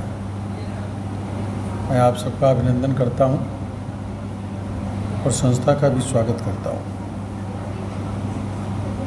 भाई सुभाष सुमन जी के द्वारा आपकी बातचीत हुई थी और उसी में ये कार्यक्रम तय भी हुआ था। नहीं ठीक है, आवाज़ ठीक है, क्या करें। बहुत ज़्यादा कुछ बोलना नहीं है। बहुत सी सारी चीज़ें आपके बीच में आ भी चुकी हैं, बातचीत भी हुई है। सापला जी ने भी अच्छी तरीके से रखने का काम किया है, चौधरी जी ने भी आपके बीच में पूरी तरीके से बात रखने का काम किया है। दरअसल में जो थोड़ा सा अगर आपस में बात नहीं करेंगे तो ज़्यादा बेहतर रहेगा। डॉक्टर अंबेडकर जी को हम सब लोग मानते हैं बात सुन लो ना, एक मिनट, जब आए हो सुनो, एक मिनट बात मत करो। और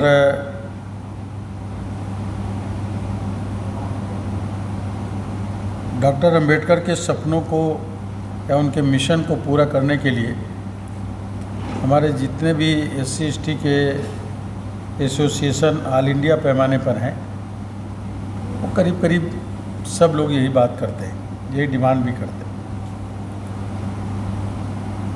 लेकिन डॉक्टर अंबेडकर का मिशन था क्या, ये बड़ी चतुराई से कुछ लोगों ने इसको चेंज कर दिया। और हमारे जो खास करके SC और या ST समाज के लोग, मैं तो अपने यहाँ यूपी में कई जगह मीटिंगों में गया, कई जगह जब जाता हूँ तो एक ही बार सब लोग बोलते हैं वो लगातार, डॉक्टर अंबेडकर का मिशन था शिक्षित बनो, संगठित हो, संघर्ष करो। यही बोलते हैं ना?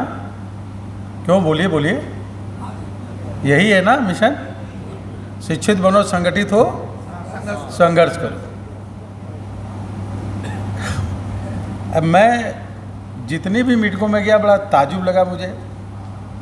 डॉक्टर अंबेडकर को इतना छोटा बनाया ये बात बोल बोल करके।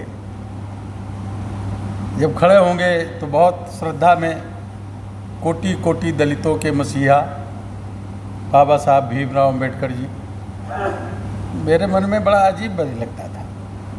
कहाँ डॉक्टर अंबेडकर, हिंदुस्तान में कोई आदमी ढूंढे नहीं मिला, खोजे नहीं मिला संविधान का निर्माण करने के लिए। डॉक्टर अंबेडकर के नेतृत्व में वो संविधान बना। वो कोटि कोटि दलितों के मसीहा नहीं थे, सर्व समाज के मसीहा थे। ये कोटि कोटि दलितों का मसीहा हमारे लोगों ने उनको दलित बना करके छोड़ देने का काम किया। बड़ा गर्व महसूस होता जब कहते हैं लोग कि कोटि कोटि दलितों के मसीहा। हम क्यों नहीं कहते कि वो सर्व समाज के मसीहा थे? क्यों नहीं मुँह से हमारे ये बात निकलती? और कहाँ पे लिखा हुआ है, कहाँ पढ़ा लोगों ने कि डॉक्टर अंबेडकर का मिशन था शिक्षित बनो, संगठित हो, संघर्ष करो? डॉक्टर अंबेडकर ने कहा था कि मेरे मिशन को, मेरे कारवां को अगर आगे न ले जाना तो पीछे मत छोड़ना। डॉक्टर अंबेडकर का मिशन था जात विहीन, शोषण विहीन समाज की स्थापना। और इस समाज की स्थापना के लिए आपको शिक्षित होना पड़ेगा, केवल किताबी नहीं, केवल एजुकेशन पढ़ाई वाली नहीं, आपको शिक्षित होना पड़ेगा। आर्थिक विषमता कैसे दूर होगी, सामाजिक विषमता कैसे दूर होगी, इसके लिए शिक्षित होना पड़ेगा। और फिर संगठित होकर के संघर्ष करना पड़ेगा। जब सत्ता आ जाए आपके हाथ में तो जात विहीन, शोषण विहीन समाज की स्थापना करो। ये मेरा मिशन है, डॉक्टर अंबेडकर ने बनाया था। हम जितने मीटिंगों में जाते हैं सब लोग यही बोलते हैं और सब SC/ST के लोग बोलते हैं। कितना चतुराई से किस आदमी ने इसको सोच करके चेंज किया होगा, मिशन को किनारे कर दिया। बस शिक्षित हो, संगठित हो, संघर्ष करो। और हम शिक्षित भी हो गए, बहुत लोग IAS IPS बन गए, नेता बन गए, मंत्री बन गए, मगर जातिवाद नहीं गया हमारे अंदर से। डॉक्टर अंबेडकर को मानते हैं, जय भीम बोलते हैं, डॉक्टर अंबेडकर की एक नहीं मानते। ये कड़वा सच है, बुरा लग रहा होगा तो माफ़ करना। डॉक्टर अंबेडकर की अगर बात माननी है तो आपको बोलना पड़ेगा कि हम सर्व समाज का भी नेतृत्व कर सकते हैं। इतनी हमारे पास क्षमता, इतनी हमारे पास बुद्धि है, इतनी हमारे पास अकल है। और उसके लिए आपकी आर्थिक नीतियाँ क्या होनी चाहिए, सामाजिक नीतियाँ क्या होनी चाहिए, इसका प्रेजेंटेशन करना पड़ेगा आपको।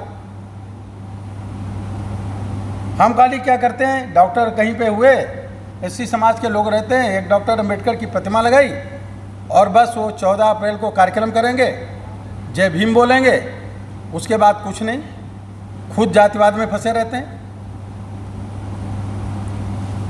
बड़ा कड़वा सच है, जितने लोग बैठे हो यहाँ पे, जब हमारा कोई काम होता है तो हम उसको जातिवाद की तरफ लेकर के जाते हैं, एससी एसटी की तरफ लेकर के जाते हैं, जब कहीं हमारा लगता है कि हमारे साथ ही उत्पीड़न हो रहा है। लेकिन क्या रिश्तेदारी आप जाति और समाज के आधार पर हमारे लोग अपने स्टेटस के हिसाब से करते हैं कि समाज के हिसाब से करते हैं? मैं हूँ इस समय, मान लिया कि मैं सांसद हुआ, एमएलए भी मिनिस्टर रहा, मैं आज मैं मिनिस्टर बन गया और पत्नी मेरी विधायक भी है। अब अभी रिश्तेदारी ढूंढने के लिए जब कोई आदमी की बात आ जाए तो ढूंढने लगते हैं क्या कि मेरा कोई स्टेटस का मिल जाए। कौन सा स्टेटस? आर्थिक स्टेटस, ना कि सामाजिक स्टेटस। हम अपनी बिरादर में, अपने समाज में, अपनी जाति में भी हम वो जातिवाद करते हैं, हम सभी की बात कर रहे हैं। लेकिन जब रिश्तेदारी करनी होती है तो हम आर्थिक स्टेटस देते हैं कि ये हमारे बराबर का है कि नहीं है। इसलिए कोई आईएएस हमारे समाज का किसी चपरासी की लड़की के साथ अपने बेटे की शादी नहीं करता।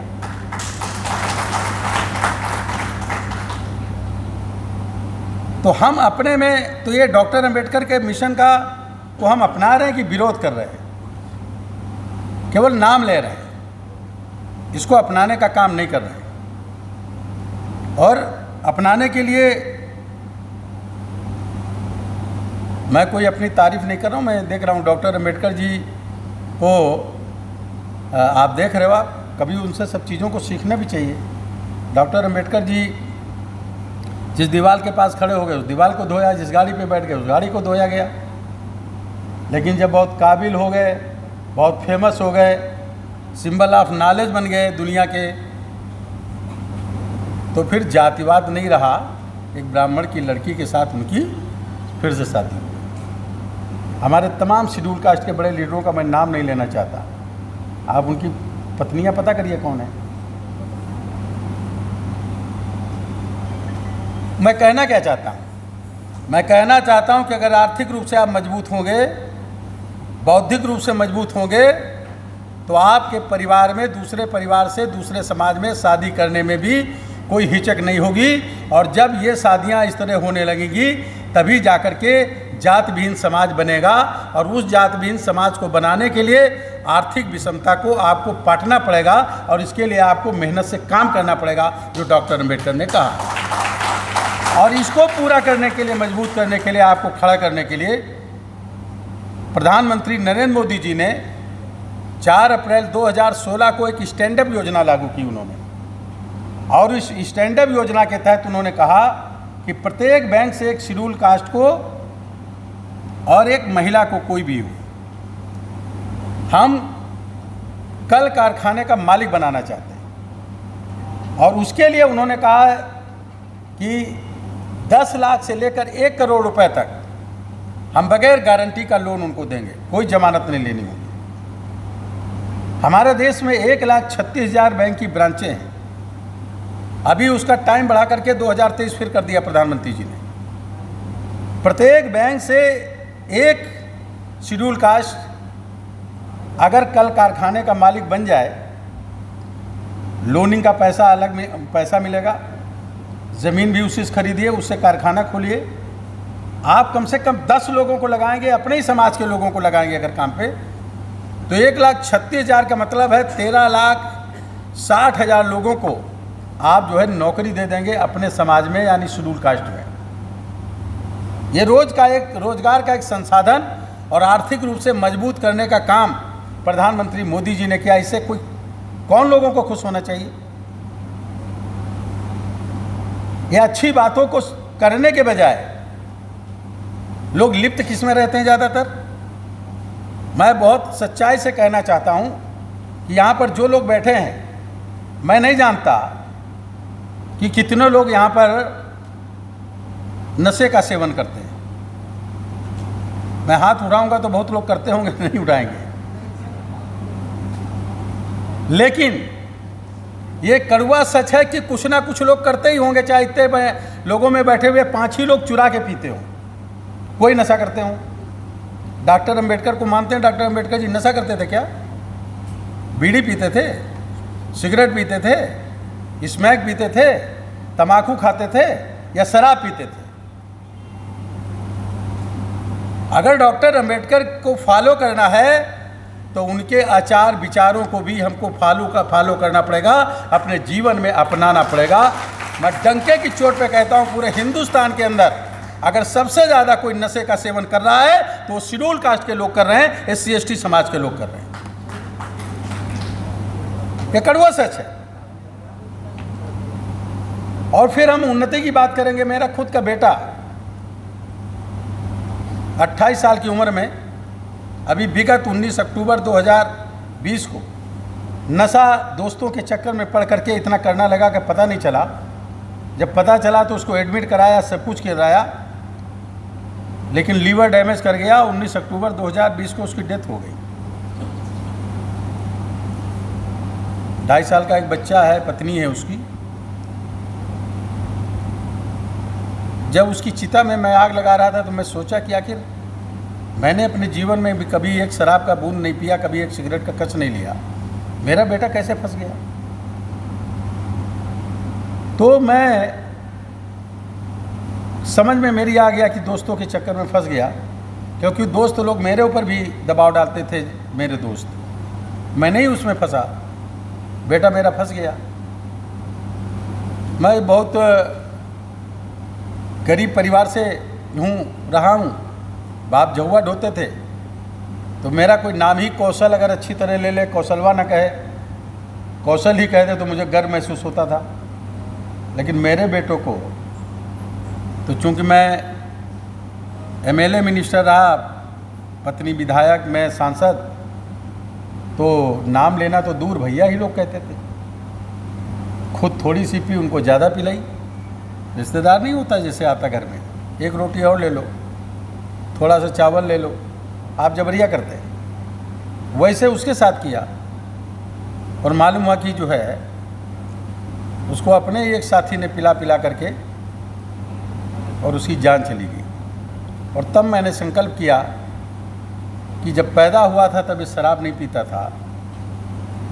इस तरह पैदा होने वाला बच्चा को माँ का दूध चाहिए, बड़ा होने पर भोजन चाहिए। बॉडी की रिक्वायरमेंट नशा नहीं है और नशे से दूर रहना है तो 10 साल से ऊपर के अपने परिवार के, देश के बच्चों को हमको बचाना होगा, नशा मुक्त लोगों को बनाना होगा। इसलिए जो नशा नहीं करते हैं, जो नशा करते हैं उनके पीछे नहीं पड़ना है। जो नशा करता है वो भी नहीं चाहता मेरा बेटा नशा करे। जो सिगरेट पीता वो नहीं, कभी नहीं चाहता मेरा बेटा सिगरेट पिए। इसलिए नशा ना करने वाले लोगों को संकल्प कराना मैंने शुरू किया कि हम अपने जीवन में नशा नहीं करेंगे। वो जब अपने जीवन में नशा नहीं करेंगे तो नशे के कस्टमर नहीं बढ़ेंगे, और नशे के कस्टमर नहीं बनेंगे, जब बढ़ेंगे तो नशे की दुकानें भी अपने आप बंद हो जाएंगी। ये सिस्टम है। जितने लोग भी नशा बेचते हैं वो खुद नशा नहीं पीते। आप टीवी पे सलमान खान को देखते होंगे, दूसरे लोगों को देखते होंगे, पान पुकार का, मसाले का, गुटखे का प्रचार करते हैं, शराब का प्रचार करते हैं। क्या अपने बेटों को वो पिलाते हैं क्या? ये प्रचार करने वाले टीवी पर क्या अपने बच्चे से कहते हैं कि जिस गुटखे का मैं प्रचार कर रहा हूँ तुम भी खाओ, अच्छी चीज़ है? कभी नहीं।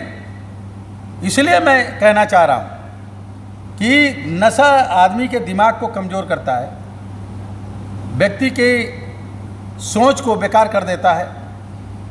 और इसलिए पूरी तरीके से मैं अपने बेटे की मृत्यु के बाद मैंने करीब 70,000 लोगों का, नई पीढ़ी के लोगों का संकल्प कराया था। बीच में ये कोरोना आ गया, ये फिर से, मैं आपको बताऊं, इस कोरोना की घटना, एक आदमी जो है स्मैक पीता था, पीता ही अभी पीता ही है वो, और एक आदमी आया, स्मैक मिली नहीं उसे, इस सच की घटना बता रहा, उसने अपने जूते उतारे, एक दूसरा आदमी, तो उसके मोजे बहुत बदबू कर रहे थे, उसके मोजे उसने स्मैक पीने वाले ने उतरवा लिए और पानी में एक जगह उसमें घोल करके कटोरी में पी गया उसको। ये बॉडी की डिमांड है, रिक्वायरमेंट है, इसको ईश्वर ने नहीं भेजा। हम अंबेडकर जी को मानते तो उन्होंने नहीं भेजा, महात्मा बुद्ध को मानते हैं तो उन्होंने ये विचार नहीं दिए। ये बॉडी की रिक्वायरमेंट है, किसने बनाया? अपने आप बनाया। तो बॉडी की रिक्वायरमेंट ना बने, इसलिए जो नए नशा करते उनको रोकना, और जब वो रोक लेंगे, नशा नहीं करेंगे और लिखेंगे अपने घर पे हमारा परिवार नशा मुक्त परिवार, तो उसका बाप भी नशा करता होगा तो चोरी छिपे करने लगेगा। पहले इससे हमको लोगों को बचाना है।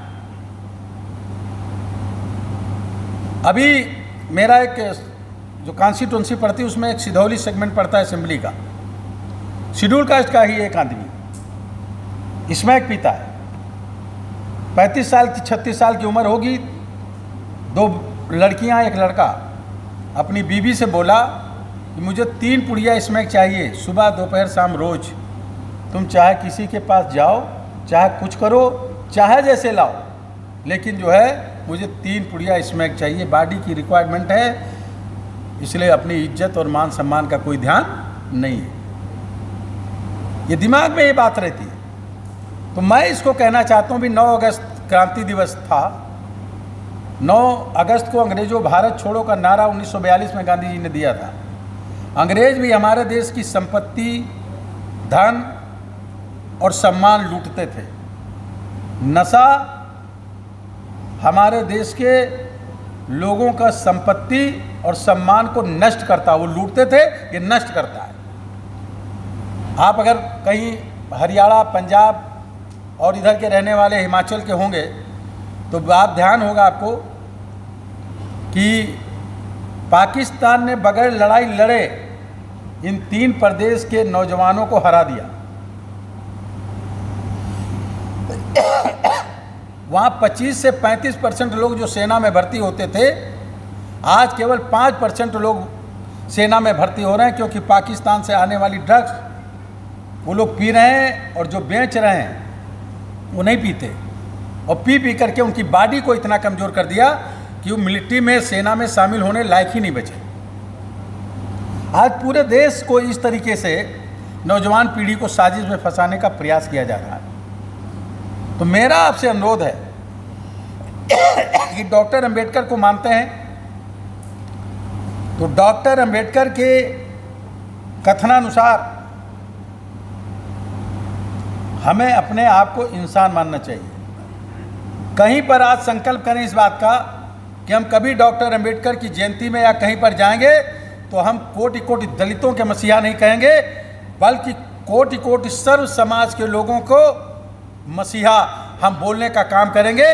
पूरे हिंदुस्तान के ही नहीं, पूरे देश के वो गरीबों के मसीहा थे, सिंबल ऑफ नॉलेज थे।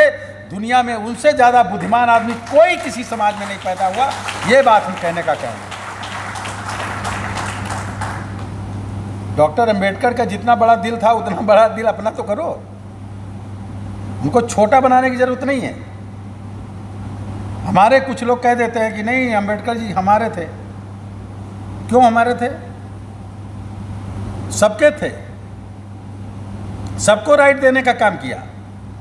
अभी कल लोकसभा में, परसों और कल राज्यसभा में अगर ओबीसी के समाज के लोगों को राज्य सरकार को पावर दिया गया, उनकी गणना करके उनको आरक्षण दिया जाए, उनको सुविधाएं दिया जाए, तो ये अधिकार भारत के संविधान में डॉक्टर अंबेडकर ने देने का काम किया है।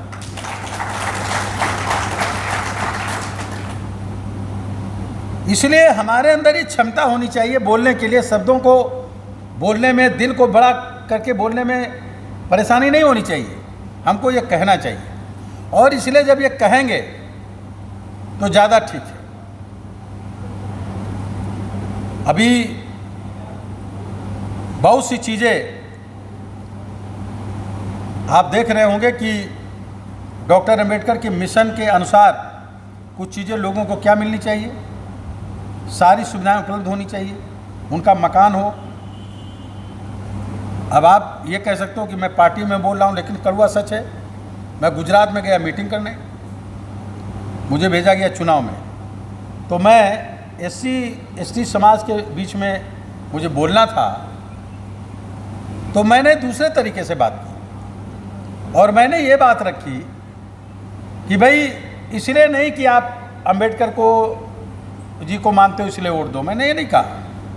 मैंने कहा चूंकि प्रधानमंत्री जी ने कहा है कि सन 2022 तक 15 अगस्त तक आज़ादी के 75 साल पूरे होंगे, तब तक हम हिंदुस्तान में जो भी गरीब व्यक्ति जिनके पास घर नहीं है उनको आवास उपलब्ध करा देंगे, प्रधानमंत्री आवास। एक टाइम बाउंड कार्यक्रम दिया।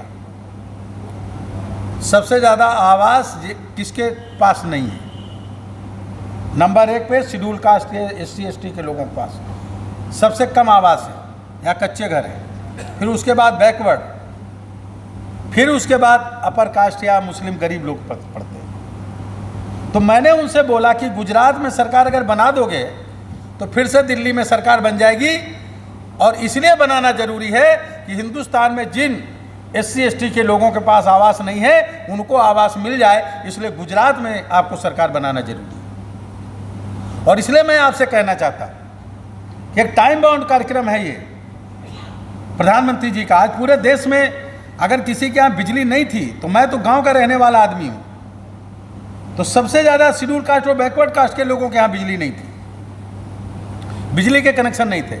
मुफ्त में बिजली के कनेक्शन मिले, किनको मिले? या 2 रुपये किलो चावल और 2 रुपये किलो गेहूँ, 3 रुपये किलो चावल 80% जनता को मिल रही है, वो किन लोगों को सबसे ज़्यादा फायदा हो रहा है? इन चीज़ों को भी ध्यान में रखना है कि अगर वास्तव में कोई सच्ची बात है, जो सांपला जी मेरे कह गए कि कम से कम कोई कह रहा, तो उसको जो हम इस बात का प्रचार करें, कहे। अगर हम अच्छाई करने वाले व्यक्ति की तारीफ नहीं करेंगे, हम उससे अलग रहेंगे, तो फिर जो है दूसरे लोग भी आपसे अलग रहेंगे, अपने आप उनके दिल में ये भाव आएगा। इसलिए मेरा आपसे कहना है कि इस कार्यक्रम में आप सब लोगों ने स्वागत किया, धन्यवाद। अभी 75 साल पूरे होंगे 15 अगस्त 2022 को।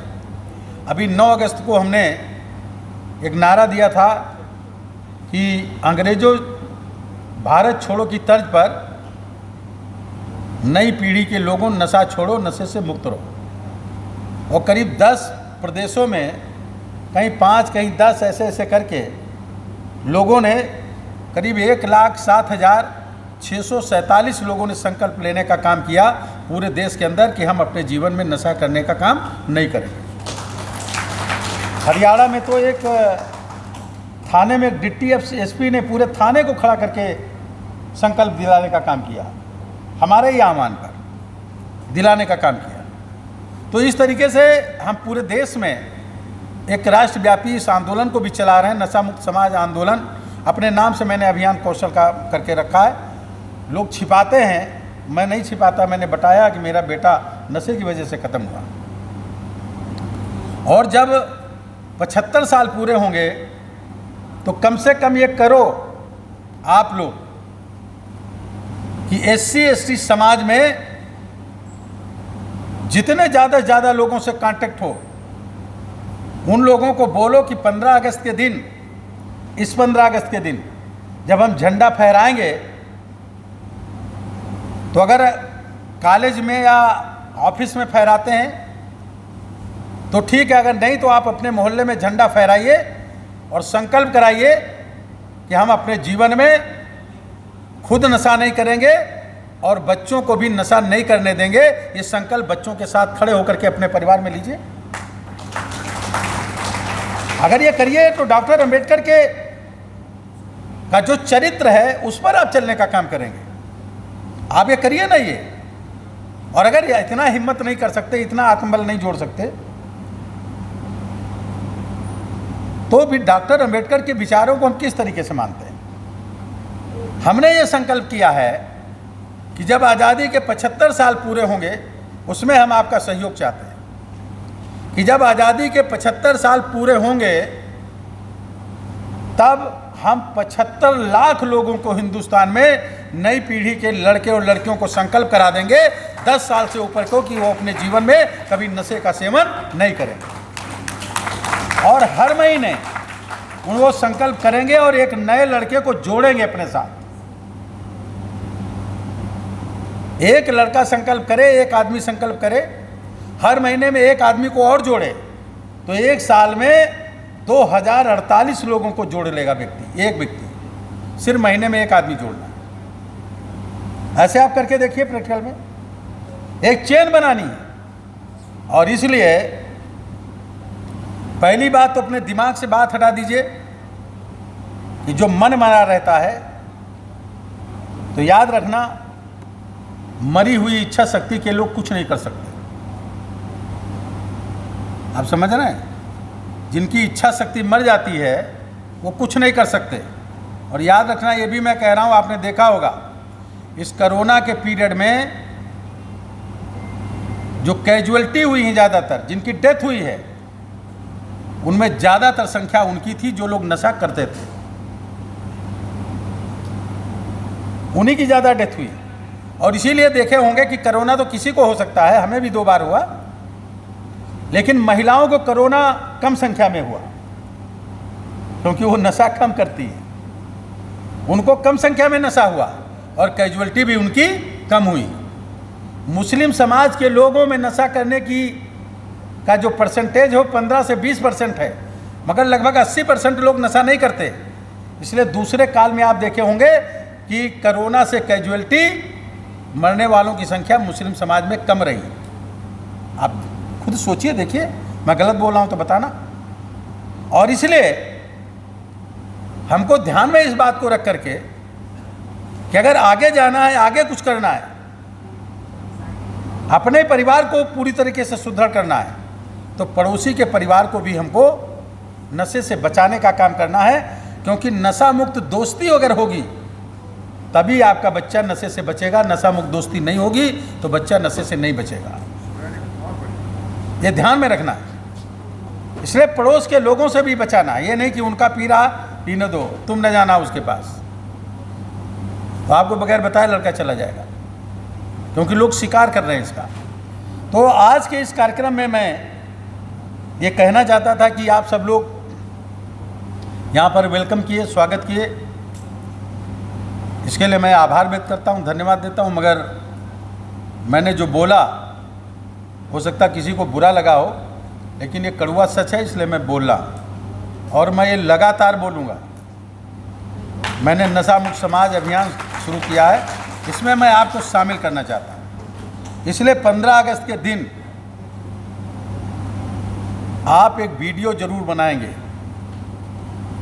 और वो वीडियो चाहे अपने परिवार के साथ ही 5 लोगों के साथ खड़े होकर बनवाइए कि हम संकल्प करते हैं कि हम अपने जीवन में कभी नशे का सेवन नहीं करेंगे। अपने बच्चों के साथ खड़े होकर के संकल्प करिए, उसका वीडियो बनाइए और एक नंबर लिख लीजिए, उस पर व्हाट्सएप कर दीजिए ताकि मैं उसको भेजूं। नंबर एक लिख लीजिए, मैं बोल देता हूँ।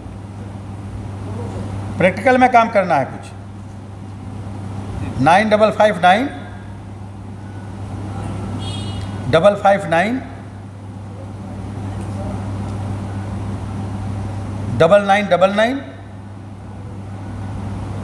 50।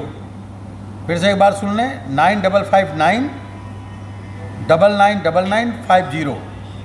के रघुवंशी नाम है इनका। आप जो है इस नंबर पे आप वीडियो बना करके 15 अगस्त को उसमें बोलिए बाकायदा, हम फला जगह की निवासी, जनपद और प्रदेश का नाम लेते हुए बोलिए, आज हम आज़ादी के दिन हम संकल्प लेते हैं कि हम अपने परिवार को नशे से मुक्त रखेंगे, नशे से आज़ाद रखेंगे। हम परिवार सहित, अपने बच्चों सहित अपने जीवन में कभी भी किसी भी प्रकार के नशे का सेवन नहीं करेंगे। केवल इतना वीडियो आप बनाइए संकल्प करके, और जब संकल्प करिए तो बायां हाथ सामने और दाहिना हाथ अपने हृदय पर रखाइएगा। ऐसे करके संकल्प कराइए और इस अभियान को चलाने का काम करिए। ये लगातार अभियान चलाना, मैं चाहता हूं कि 9 अगस्त 1942 को जब अंग्रेजों भारत छोड़ो का आंदोलन शुरू किया था तो उसके 5 साल 6 दिन के अंदर हमारा देश आज़ाद हो गया था। अगर इस अभियान को कंटिन्यू करेंगे और हर हफ्ते कुछ लोगों को मोहल्ले में कमेटियां बना के, हमारा गांव, हमारा गली, हमारा मोहल्ला नशा मुक्त मोहल्ला, ऐसी कमेटी बना करके शुरू करेंगे तो 5 साल के अंदर पूरे देश में आप 75% लोगों को नशा मुक्त कर देंगे।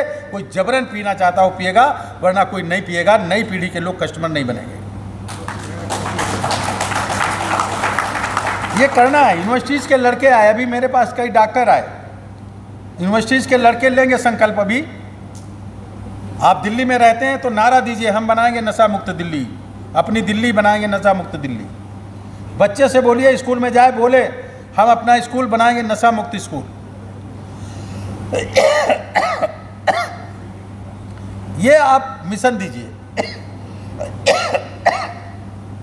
ये मेरा अनुरोध है। तो अब मैंने जब इतना बोल दिया तो मैं चाहता हूं कि एक संकल्प यहां पर भी हो जाए, अगर आपकी इच्छा हो तो खड़े हो जाइए अपने स्थान। एक वीडियो बना लीजिए जरा, ज्ञानी, एक वीडियो बना लीजिए और सब लोग जो है अपना बायां हाथ सामने करिए, दायां हाथ हृदय पे रखिए। मैं जब बोलूं, मैं अपना नाम लूंगा तो आपको भी अपना नाम लेना है, बाकी बोलूंगा वही बोल देना है, ठीक है ना? जी। चलिए। मैं कौशल किशोर, आज सबके समक्ष ये संकल्प लेता हूं कि मैं अपने जीवन में कभी भी नशे का सेवन नहीं करूंगा और अपने परिवार में, अपने पड़ोस में, अपने रिश्तेदारों को, अपने दोस्तों को नशा मुक्त बनाऊंगा और हर महीने एक व्यक्ति को अपने साथ जोड़कर नशा ना करने का उसको भी संकल्प कराएंगे। धन्यवाद। बैठिए। चलिए, मैं इसके लिए आपका स्वागत करता हूं, अभिनंदन करता हूं। ये जितनी जगह संदेश आप व्हाट्सएप पे, फेसबुक पे डाल सकते हो, आप डालने का काम करो। जितने लोगों का आह्वान कर सकते हो, आह्वान करने का काम करो। और 15 अगस्त के दिन आपको जो नंबर नोट कराया उस पर भी करो। मुझे केंद्र सरकार ने मंत्री बनाया है। मैं बहुत हिस्ट्री कुछ नहीं बताना चाहता, इतना बता दूं कि मैंने बोला कि मेरे बाप पढ़े लिखे नहीं थे, माँ भी पढ़ी लिखी नहीं थी। 6 महीने खेती में जो अनाज होता था उससे परिवार चलता था और 6 महीने मेरे बाप को जो फेरी लगाते सब्जी वगैरह का, झुआ ढो करके उससे हम लोगों को पढ़ाया लिखाया।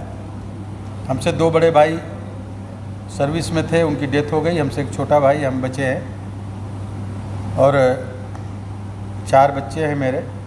एक बच्चे की डेथ हो गई। अभी मैं 6 चुनाव एमएलए के हारा, 7वां चुनाव में निर्दलीय जीता। लेकिन जब 7वां चुनाव में जीता तब भी मेरा केवल 2500 रुपये खर्च हुआ। मेरे बड़े भाई ने नॉमिनेशन फीस दिया था, सब पैसा मेरे लिए जनता लगाती थी और मैं किसी से कमज़ोर चुनाव नहीं लड़ता था। अभी मैं मिनिस्टर भी रहा यूपी गवर्नमेंट में और मेरी पट्टी नहीं खाई मुलायम सिंह यादव जी से, तो मैंने इस्तीफ़ा भी दे दिया था 8 महीने में। अभी मैं 27 जनवरी 2014 को बीजेपी में शामिल हुआ, तब मैं सांसद हो गया। फिर 2017 में मेरी पत्नी विधायक हो गई। अभी 2019 में मैं फिर चुनाव जीता तो गठबंधन सपा बसपा का था, उसके खिलाफ।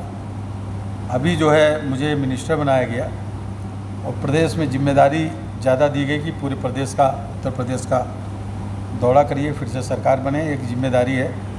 मैं शहरी और आवास और शहरी विकास विभाग का मैं मिनिस्टर ऑफ स्टेट हूँ, MOS हूँ। मेरे लायक मैं अपने को, मेरे अंदर ये भाव नहीं आया कभी कि मैं सांसद हूँ या विधायक हूँ या मंत्री रहा हूँ या हूँ, न मेरे पत्नी के अंदर न मेरे बेटों के अंदर इस तरह से कोई भाव नहीं आया। मेरा एक बेटा चला गया ज़रूर, वो गलत सोबत में फंस करके, लेकिन इस तरह का उसके अंदर कोई भाव नहीं था। वो पीड़ा हम लोग झेल नहीं पा रहे हैं, इसलिए एक आंदोलन ने शुरू किया कि मेरा बेटा तो गया लेकिन किसी दूसरे का बेटा नशे की वजह से न जाए। ये भावना को लेकर के मैं चल रहा हूँ। तो कभी कोई मेरे लायक, मेरे उसमें बात आए आपके, मेरा काम होगा पूरे देश में कहीं भी, अगर वो मेरे से होने वाला है तो निसंकोच आने की ज़रूरत है। मेरे यहाँ पर्ची लगाने नहीं पड़ती मिलने के लिए, सीधे मेरे यहाँ एंट्री है, इतना ध्यान रखना। नर्मदा अपार्टमेंट में 202 नंबर कमरा है जहाँ पर अभी मैं रह रहा हूँ। अलग कोठी वोटी अलाट होगी तब उसमें जाऊँगा, मगर उसमें भी 2-3 महीने का समय कम से कम लगेगा। एक दिल में आपकी बात ये रहनी चाहिए कि आपके तमाम सांसद होंगे जानने वाले, लेकिन एक दिल में ये भी बात है कि कहीं से अगर कोई बात नहीं बनेगी तो कौशल भी हमारी जेब का सांसद है, मंत्री है, ये बात ध्यान में, ये दिमाग में रखिए। और इस आंदोलन में सबको जुड़ना है, जातिवाद से अलग है उठकर, संप्रदायवाद से अलग उठकर अपने को। और मैंने कहा ना कि लोग भले आपको SC ST समझे, मगर आप अपने को SC ST समझ करके अपने मनोबल को कमज़ोर मत करें, आत्मबल को कमज़ोर मत करें। SC ST के जो अधिकार मिले हैं उनको पूरा लें, और उन अधिकारों को लड़ना पड़ता है तो दिलाने में मदद करें, लेकिन दिल में ये बात रहनी चाहिए कि हम सर्व समाज का नेतृत्व कर सकते हैं, केवल अकेले समाज का नेतृत्व नहीं, सर्व समाज का नेतृत्व करने की क्षमता है। ये दिल में भाव लेकर के जाइए। बहुत बहुत धन्यवाद, बहुत बहुत आभार। उन्होंने इस कार्यक्रम को सफल बनाने में अपना पूर्ण सहयोग दिया, और सबसे ज़्यादा जो ज़रूरी था, जो हमारे साथी और प्रिय साथी श्री भारती जी और अन्य जो साथी जो डिपार्टमेंट में सर्विस में थे, जो कोरोना से जिनकी डेथ हो गई, उनको सबको श्रद्धांजलि। और हमारा एसोसिएशन की तरफ से जो एक एफर्ट किया गया था सभी को फाइनेंशियल एड का, वो भी बहुत सक्सेसफुल रहा। इसके लिए भी सभी को बहुत बहुत धन्यवाद। और इसी एकता और एकजुटता से हम लोग आगे भी कार्यक्रम करते रहें, और ऐसी एकता बनी रहे, तभी हम लोग अब संगठित अपने सभी कार्य पूर्ण कर पाएंगे। इसी आशा के साथ मैं सभी को पुनः धन्यवाद देते हुए इसमें शामिल सभी साथी कर्मचारियों को धन्यवाद देता हूं। Thank you.